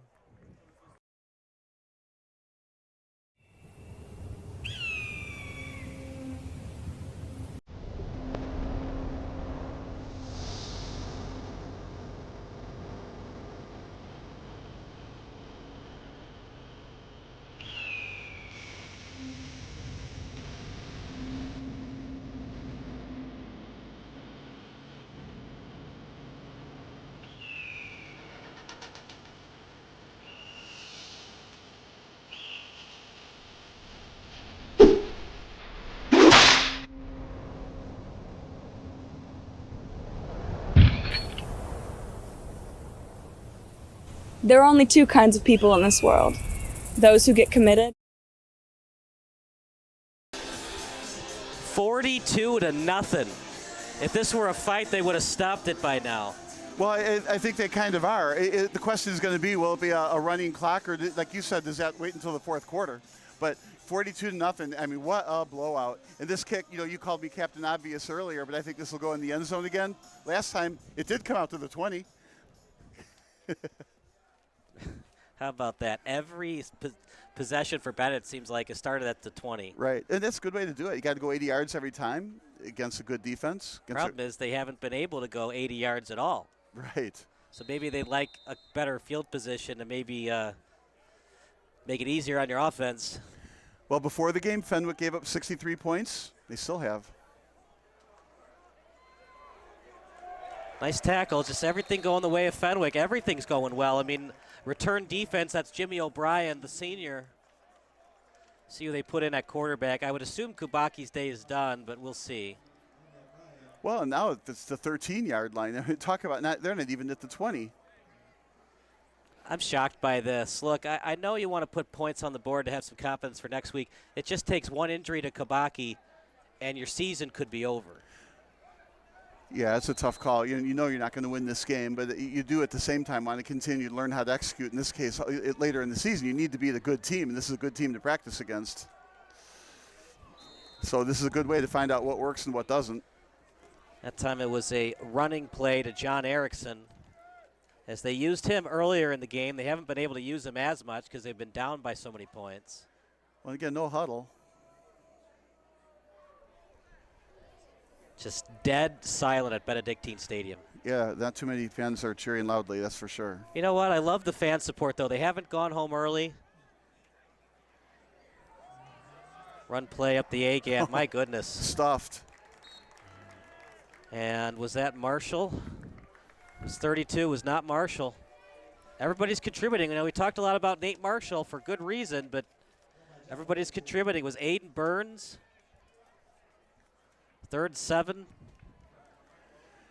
Yeah, so they got one play to get a first down here, and if they don't get it, they're going to have to punt it away yet again. At this point, maybe you just go for it. I mean, you can't stop them on defense. Yeah, then you're down 49-0 too quick. Rolls outside the pocket. Completed to Doyle. Look, this happens in football, Bob. At one point in NFL history, the Bears won an NFL championship game 73-0. Do you remember the final score for Dan Marino's last game? Oh, I have no idea. They lost a playoff game, believe it or not, to the Jacksonville Jaguars 62-7. Yeah, I don't remember that. Dan Marino's in the Hall of Fame. It happens to everybody. It happens at the NFL level. It sure as heck happens in high school. That was a great pass, though. Ran left and made a real nice pass past the first down marker. A little high snap. As that's completed to Wiles. It's not an easy catch either. Yeah, well, I don't know. I like that deep slant, though. It worked earlier in the game. It worked again here. The fake to the running back causes the linebackers to stay nearer to the line, causing the gap behind the linebackers in front of the safety. It's a nice drawn-out play. Wiles usually sure-handed. These type of 42-0 beatings are going to happen to you in life. John Elway once lost the Super Bowl 55-10. At least he was in the Super Bowl. That's right. Pump fake. Out of bounds he goes. Trying to think of a great quarterback that never played in a Super Bowl. Dan Fouts. Yeah, he was a great quarterback. Then there are quarterbacks that weren't so good that played in a couple. That's all a relative term, though. If you're an NFL quarterback, you're good. Right. But are you good in the NFL? That's why I say it's a relative term.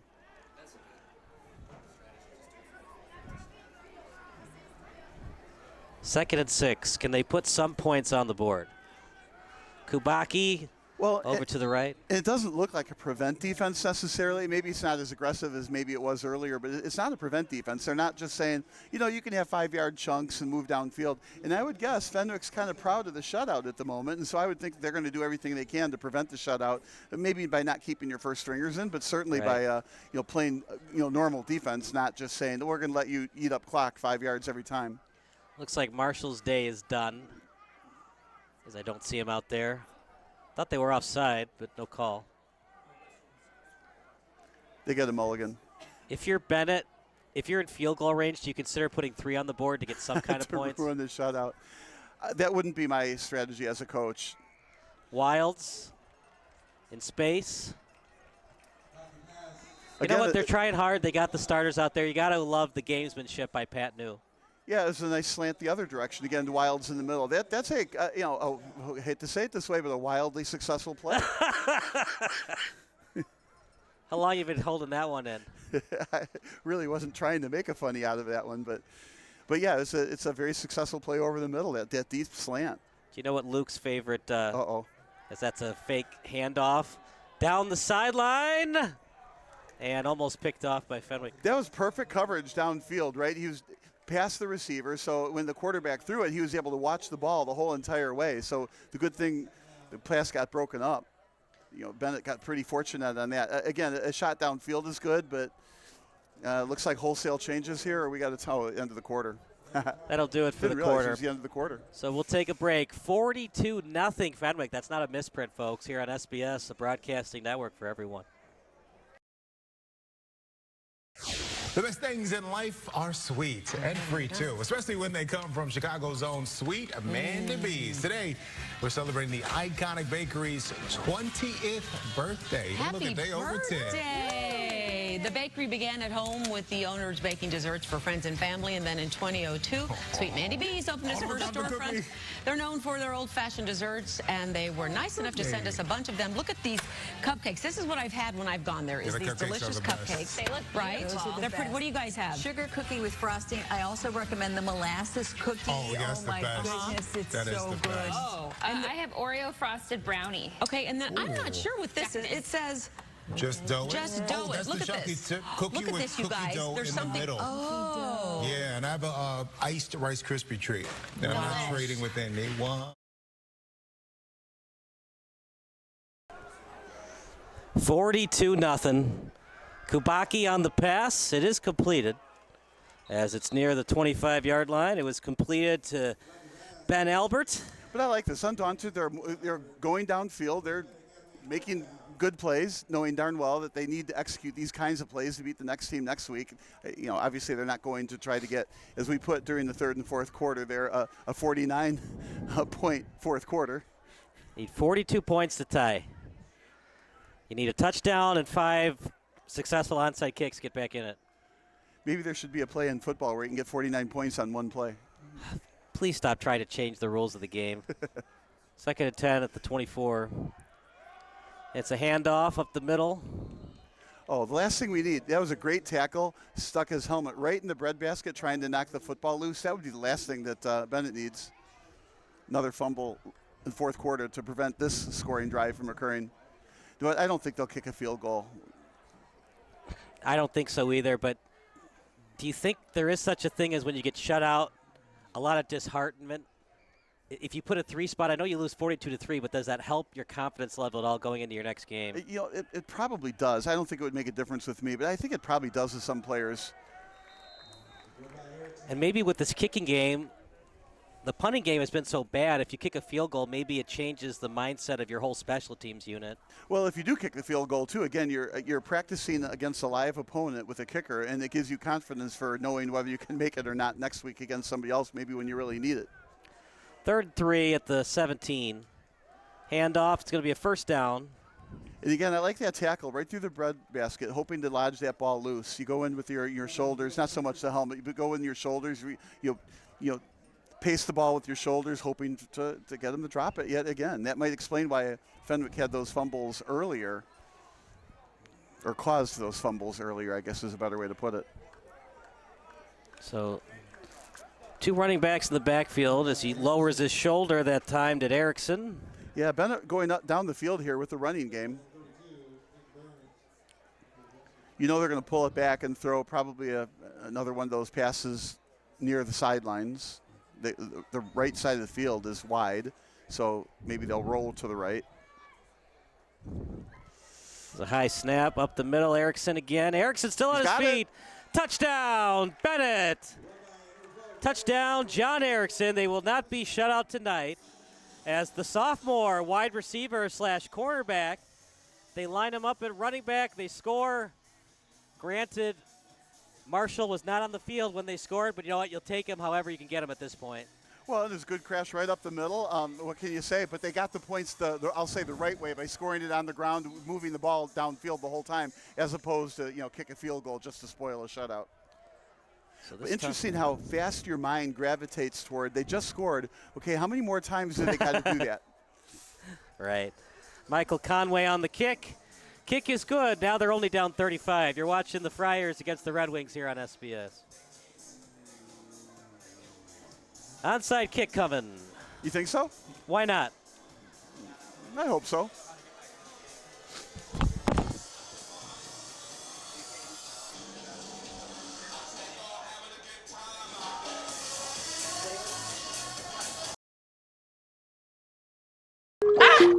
I just saw super low interest rates on Facebook. Maybe I can refinance my butter hot tub. Yes on the butter, no on the link, Karen. Social media scams rob Americans every year. You're giving away your money to a hacker in a hoodie. The mic is on. That's a negative stereotype, and we don't appreciate it. It's good. 42-7. I think they're going to do the onside kick. I think you need to work on it, see if you can execute. Look, you're not going to win the football game, but why not? You kick it back to Fenwick. You lose anyways. You do the onside kick. Maybe you score early. You do another one, and things get a little bit interesting. Well, I agree with you. I think it's not so much because you think you can win the game. 35 points, unless there's a 35-point play you can come up with. But, again, you got to practice. Somewhere in the year, you might be down by 3 points or 4 points or something like this late in the game where you need the ball back. So, yeah, this is a great opportunity to try it. So there's only 5 players up on Fenwick's side of the ball. I think if I were them, I would be expecting it more than it looks like they are expecting it. No, but they're kids. They're not professional athletes. Well, the coach should be saying, put another guy or 2 up there, I would think. Let's see what they do. I'm surprised. Well? Goes out of bounds, so the ball goes to the 35-yard line. Yeah, if it took a little different hop, that was very recoverable, but it did have a spin to it like a tornado and went out of bounds at the 30-something. Fenwick played it pretty well. I think if Benet had gotten close to the ball, the closest Fenwick player would have just knocked it out of bounds. If they get to it first, for sure. Right. So he was reading it. You see how they were, and then nice play to come up and get it by Brady Levin. So Levin was either going to touch it or just knock it out if Benet got close to the ball. So it was sort of a halfway attempt at an onside kick. It was over the first 5 players in the front and in front of the back 6 players, and obviously they're hoping for a good bounce and they could recover it. But no dice. So 65 yards away from another score. And I think if you're Fenwick, I'm thinking you'll keep this ball on the ground. Yep, just get out of here with a win. No, look at me. Pass. My predictions have not been good tonight. 5-yard gain. Surprised by that. You know that Hosty can pass. He threw a touchdown pass earlier in the game. Well, and Fenwick could say, okay, we want to exercise Hosty. It's not our fault we're up by like 42-7. Right. We want to see if our other quarterback, how good he can be against a quality defense. I definitely think they will use him, especially next week. We talked about lining up Jamin Williams as a wide receiver, Hosty as a quarterback. They're going to try to run some plays to catch Mount Carmel off guard. Hosty still with it. As he runs into danger, you'd like to maybe see a quarterback slide there, but instead he goes into contact. Well, he got the first down on the play. They're going to give him the first? That's a really friendly spot for the Friars. Not that it matters, but... Well, first down. No, it was a good 5 or 6 yard gain. I thought he was short by a yard. You watch it on replay, and it looked like he was a yard short. Oh, well. If you're Benet, not that you want to think this way, but the more first downs that Fenwick scores, the quicker we're out of our misery. Oh, no. I mean, it's a miserable game for Benet today. They fumbled the football. They just didn't play their game. Well, it's still an opportunity to run plays and put players on the field and to improve and see what it's like. And if that was an RPO, Frank, wrong read from him. Just excellent defense, right? He's not very mobile, but everybody was attacking to the right if he had just faked the handoff. Sometimes quarterbacks can run. We've seen Jared Goff and Tom Brady run for touchdowns. Yeah, but now you're talking about pros. Yeah, but Frankie Hosty, not known for the legs. Well, he got a first down on the play before it. Anyway, 2nd and long, 2nd and 15. So they're going to place looking the at ball. the sideline for the play call. Under 7 to go. And now we're seeing a new tailback in 42. He's not even on the roster. He's an add-on from the sophomore team. Hosty delivers a pass and was almost caught. It was a beautiful throw by Hosty as he was trying to get it to Montgomery. He took a shot, Bob, and it was almost completed. It was a huge shot, and there's AstroTurf on the ground. That hurt, right? But then the throw, it went right through his hands. Right through his hands. You could not throw that ball any better. Well, maybe not through his hands. Maybe it was 6 inches out in front of his hands. Perfectly Montgomery thrown. got to keep running the route, and if you keep running the route, it's caught. It's hard. These aren't professional lights, so when you're trying to look for the ball up there, you can get lost in the lights. But, special teams players, they're not always the best at wide receivers. It's hard to find that special teams player that's also great at wide receiver. But what we are finding now is Hosty is a good quarterback. 3rd and 16. As here comes the blitz. And not ready for it, and just off the fingertips of Will Tomzak. That's a plan, a pass, what do you want to call it, short middle, or it's a screen pass across the middle. They let the ends get in there on purpose, and obviously they got there too quick, and then you had to throw the ball away. It was a nice play call, screen up the middle, but it would have had to have gained, 15 yards for a first down. I think I would like to have seen another long pass instead somewhere. I mean, if you're going to throw those short passes, the intent is they get completed, and then you get some yards after the catch. So here are some stats brought to you by Stat Crew. For Benet, rushing 18 for 58. For Fenwick, 26 for 160. Passing today, it was a great game. Passing, 16 of 24, 221, 3 touchdowns. That's pretty healthy.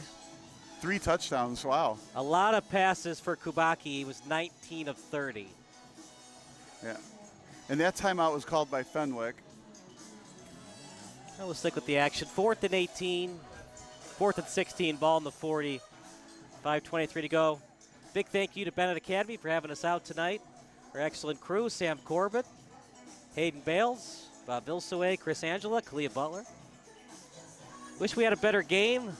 If Benet holds on to the ball, they're still in it. They just couldn't do that today. Well, a couple of fumbles would have made some difference. Just would have been a closer game. They dropped passes, too. Yeah, there was a few of those. There was at least 3 of them. But it wasn't like they were dropped passes in the end zone or the fumble was at the other guy's 5-yard line or something. I don't know how much of a difference it would have made. That scoop by Josh Morgan, he almost scored on it. It seemed to be an earth-shattering play against the Red Wings. Definitely a momentum changer. Nice punt. And it was last touch by Fenwick. And that's going to go near the 15. Yeah, they're going to mark it, 17-yard line, something like that? At least it's a nice night. After the game, you can hang out with your friends and your family members if you're a Benet Red Wing. And look, you're 5-2. Still have a good shot at getting a home game. You got to win at least 1 more game to get a home game, preferably 2 more games. Yeah, this Benet team know how to tailgate. I mean, in the parking lot over there, they've got real tents with real food and, all kinds of grills out there. Of course, they've got concessions downstairs. It's really an event here. They do a great job putting on home events here at Benedictine University. So it's a new quarterback for the Red Wings. As that's a run up the gut and a first down for Benet. That was nice. Like you said, right up the gut, 12 yards. It's different when you're running versus Marshall. Salvino was the guy who fumbled, and then Morgan picked it up. It was just all Friars today. They were locked in from the opening kickoff. Yeah, they were ready for this game.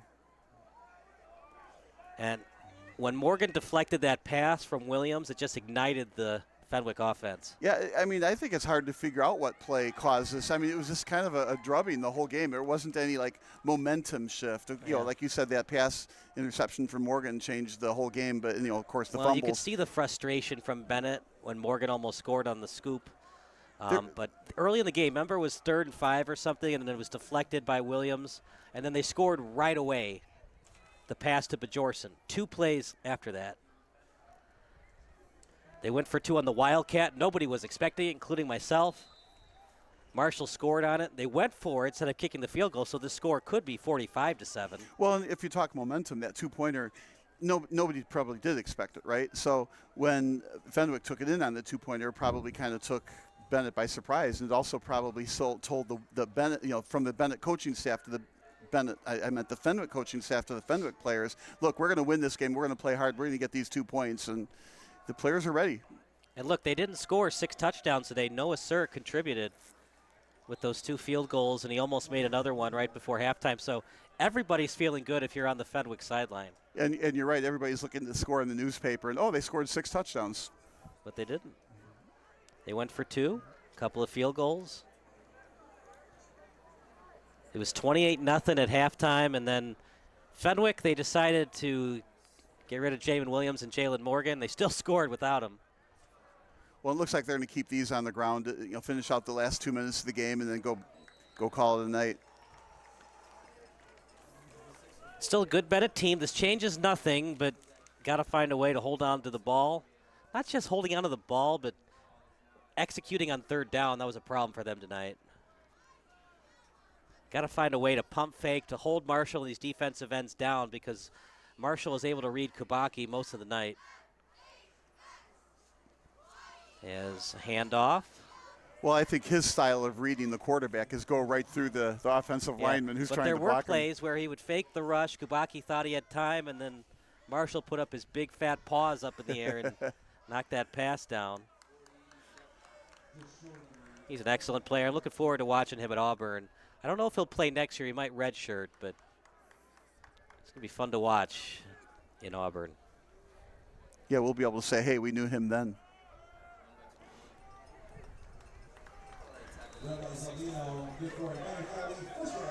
So I don't know how many more first downs we're going to get, but we're closing in on a minute to go in the game, and Benet is absolutely keeping the ball on the ground.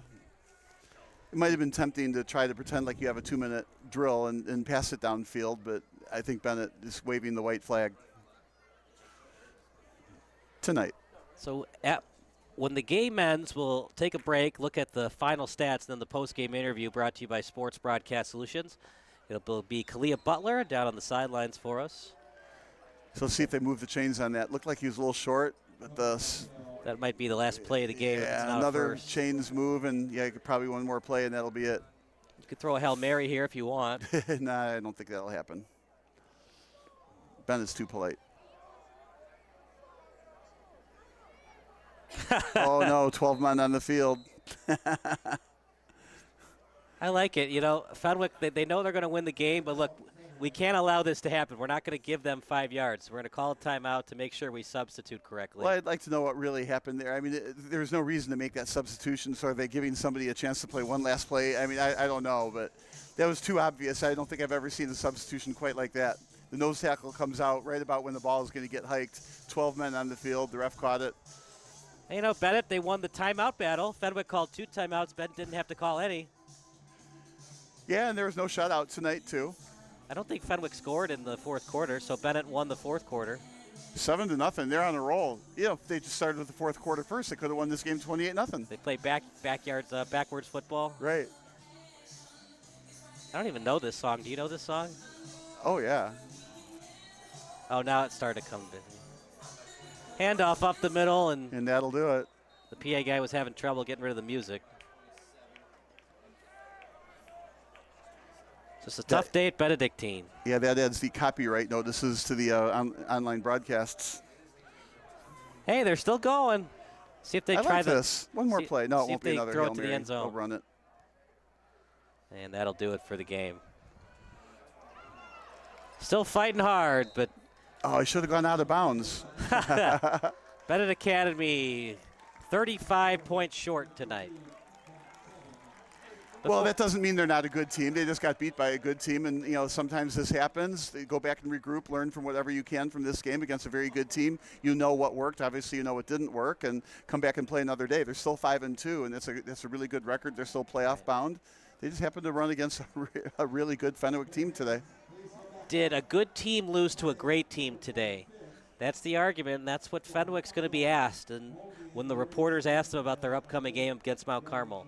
Well, and Fenwick is ranked number 8. I mean, that's a top 10 team in the state. That's very, very good. So They came as advertised, that's for certain. So we're going to take a break. They will give you some final stats in the postgame show brought to you by SBS. But for now, we're going to take a break brought to you by SBS, a broadcasting network for everyone.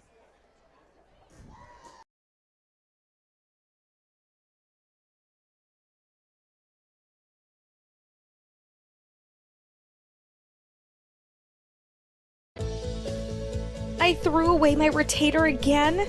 My parents are going to be so mad at me.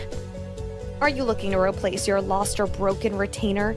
Perhaps bank a free retainer for the future. Would you like to be part of something that guarantees you a new retainer and gives back to the community at the same time? If yes, then we have the perfect solution for you. Willow Lake Orthodontics is proud to offer their unique Retainers Make a Difference program. We offer our patients and families an opportunity to replace their retainers simply by putting in a little hard work and lending a helping hand at the local food pantry, the local farm, or a Glenview retirement community. Every patient that completes their volunteer hours earns a voucher for a free retainer. So instead of worrying about spending your savings for a new retainer, take advantage of this opportunity and call us now to get started. As both residents and business owners in Glenview, Willow Lake Orthodontics is excited that Remade is a win for our families and the community we live in.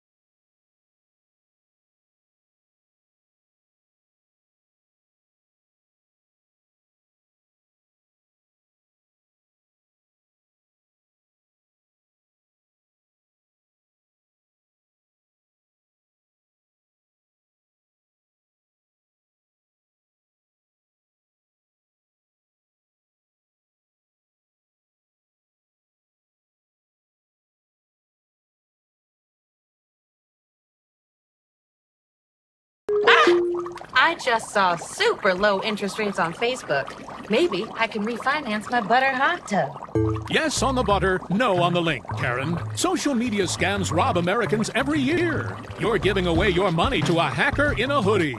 That's a negative stereotype, and we don't appreciate it. I'd like to speak to their manager. You're actually the manager of protecting your identity. Learn more at banksneveraskthat.com. Okay. Gary, we need more baguettes.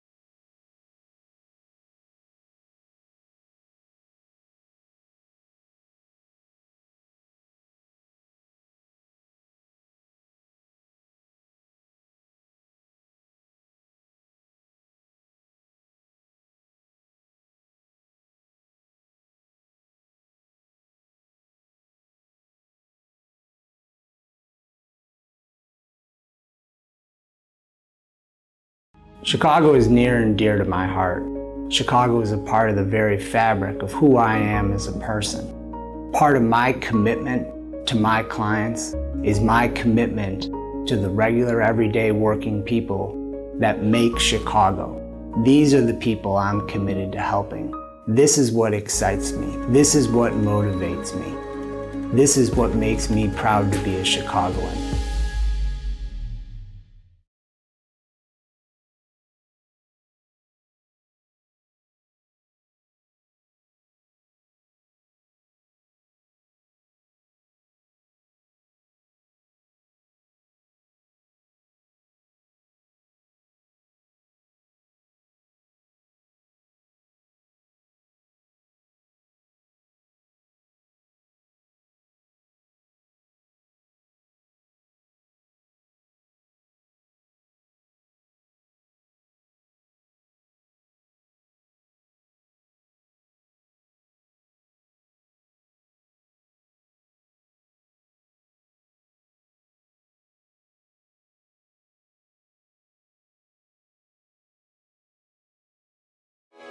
Sports Broadcast Solutions is a broadcasting network for everyone. SBS offers live telecasts on Channel 59.3, YouTube, or Twitch. We include pre- and post-game interviews with the players. You know, I started in the locker room. All the boys were getting going before the game and stuff, and we kind of found a little click at the beginning of the game, so I think that's what got us going. We also include digital live statistics, play-by-play commentary, team highlight reels, and even more than that. Go online to sportsbroadcastsolutions.com or search Sports Broadcast Solutions on YouTube. SBS, a broadcasting network for everyone.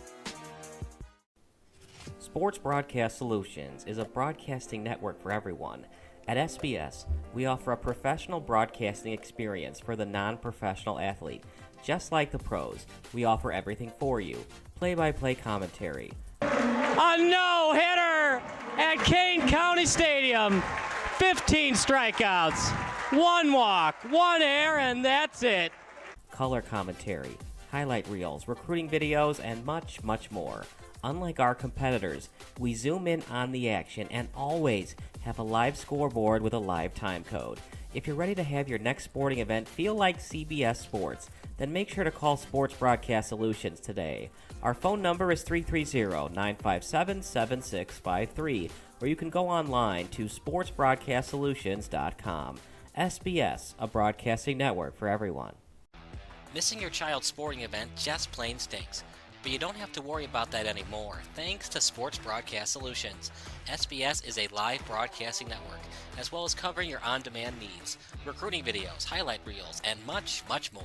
We can broadcast live to any website, and we also post as much on-demand content as you need. For more information about SBS, check out our website at sportsbroadcastsolutions.com. Sports Broadcast Solutions, a broadcasting network for everyone. Sports Broadcast Solutions is a broadcasting network for everyone. Let SBS broadcast your sporting event. We have experience and can generate excitement and permanent digital memories for your team. Tonight. That time, finally a goal for the Stampede! We have professional videographers using high-definition modern-day cameras, color analysts, and play-by-play announcers with state-of-the-art, classy graphical scoreboards to keep you updated. Plus, we have commercials to advertise your team, club, or sponsor, and us. Plus, we do pregame and postgame interviews. Hi, everybody, and welcome to the postgame show brought to you by Marion Central Catholic. My name's Kyle Smith. But my name doesn't matter. These young ladies matter. It's senior night as the Hurricanes win a battle down the stretch, 48-46. Hi, I'm Carrie Kramer. I swim 50 breast, 50 free, and 100 back. Whatever your sports broadcast needs, we are at sportsbroadcastsolutions.com. Check us out and become part of the digital sporting world. Sports Broadcast Solutions is a broadcasting network for everyone. Instead of spending hundreds or thousands with all these college recruiting sites, let us put together your college highlight reel. For just a fraction of your potential college scholarship and significantly less than these recruiting services, we got this. In addition, we put together highlight reels for teams, including high school, your club team, or travel team. My teammate gave me a great pass, and I just took it. The other team slashed me, took the opportunity, saw where the goalie was weak, and I just shot it there. Solon, O'Connor, and Marsh back on defense, and Marsh gets a blowout. We got a breakaway at 2-0. A shot and a goal! So 3-3. The power play was officially over. Whatever your sports broadcast needs, check us out at sportsbroadcastsolutions.com. Check us out and become part of the digital world. Sports Broadcast Solutions is a broadcasting network for everyone. For those of you who would like to broadcast or live stream your event, or maybe make a highlight tape, but would like a sponsor to fund the event, SBS has a myriad of ways to advertise your sponsor during our broadcasts. We have commercials. We have on-air reads by the announcers. Albatross Physical Therapy and Wellness specializes in pain-free. We have graphics, and we have watermarks. Finally, Sports Broadcast Solutions can create a commercial for you or your sponsor. Whatever your sports broadcast needs, we are at sportsbroadcastsolutions.com. Check us out and become part of the digital sporting world. Sports Broadcast Solutions is a broadcasting network for everyone. For those of you that just want raw footage of your sporting event, but no play-by-play or color commentary, you just need us to live stream video from the event over the internet. We will live stream your event on YouTube on our Sports Broadcast Solutions channel. In addition, we also have a dedicated channel on YouTube for live streaming at SBS Livestream. And if you need multiple channels, we can utilize Facebook Livestream and Instagram Live on our channel as well. Options include commercials from your sponsors, professional scoreboard graphics are still available, and of course, yes, pre- and post-game interviews are available as an option if you want. We've been working really hard this whole summer and stuff. Whatever your sports broadcast needs, we are at sportsbroadcastsolutions.com. Check us out and become part of the digital sporting world. Sports Broadcast Solutions is a broadcasting network for everyone. We broadcast sporting events for people of all ages, including adult leagues, high school leagues, and kids. Complete with professional-looking graphics, broadcasters, color analysis, and commercials. We do pre- and post-game interviews with the players. In addition, Sports Broadcast Solutions does highlight films, including college recruiting reels, highlight films you'd see on sports news programs, and just simply highlight films for fun. Sports Broadcast Solutions also provides raw footage and live streams if you'd like. Subscribe to us and listen to our professional talk videos about relevant topics in the pro and college ranks. Whatever your sports broadcast needs, contact us at sportsbroadcastsolutions.com and become part of the digital world. This is Sports Broadcast Solutions, a broadcasting network for everyone. Check us out at sportsbroadcastsolutions.com and become part of the digital sporting world.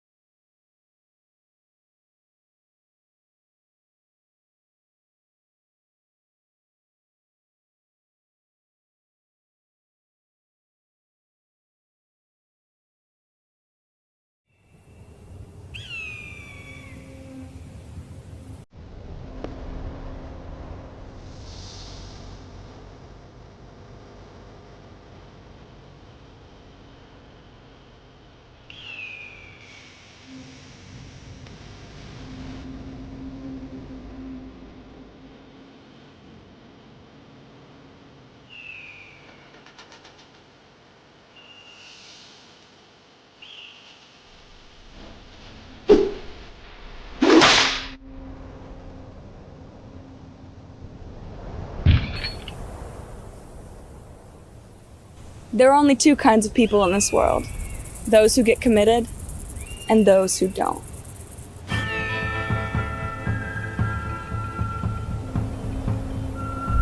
Before you find yourself in a housing standoff, get committed. Visit our website to learn more.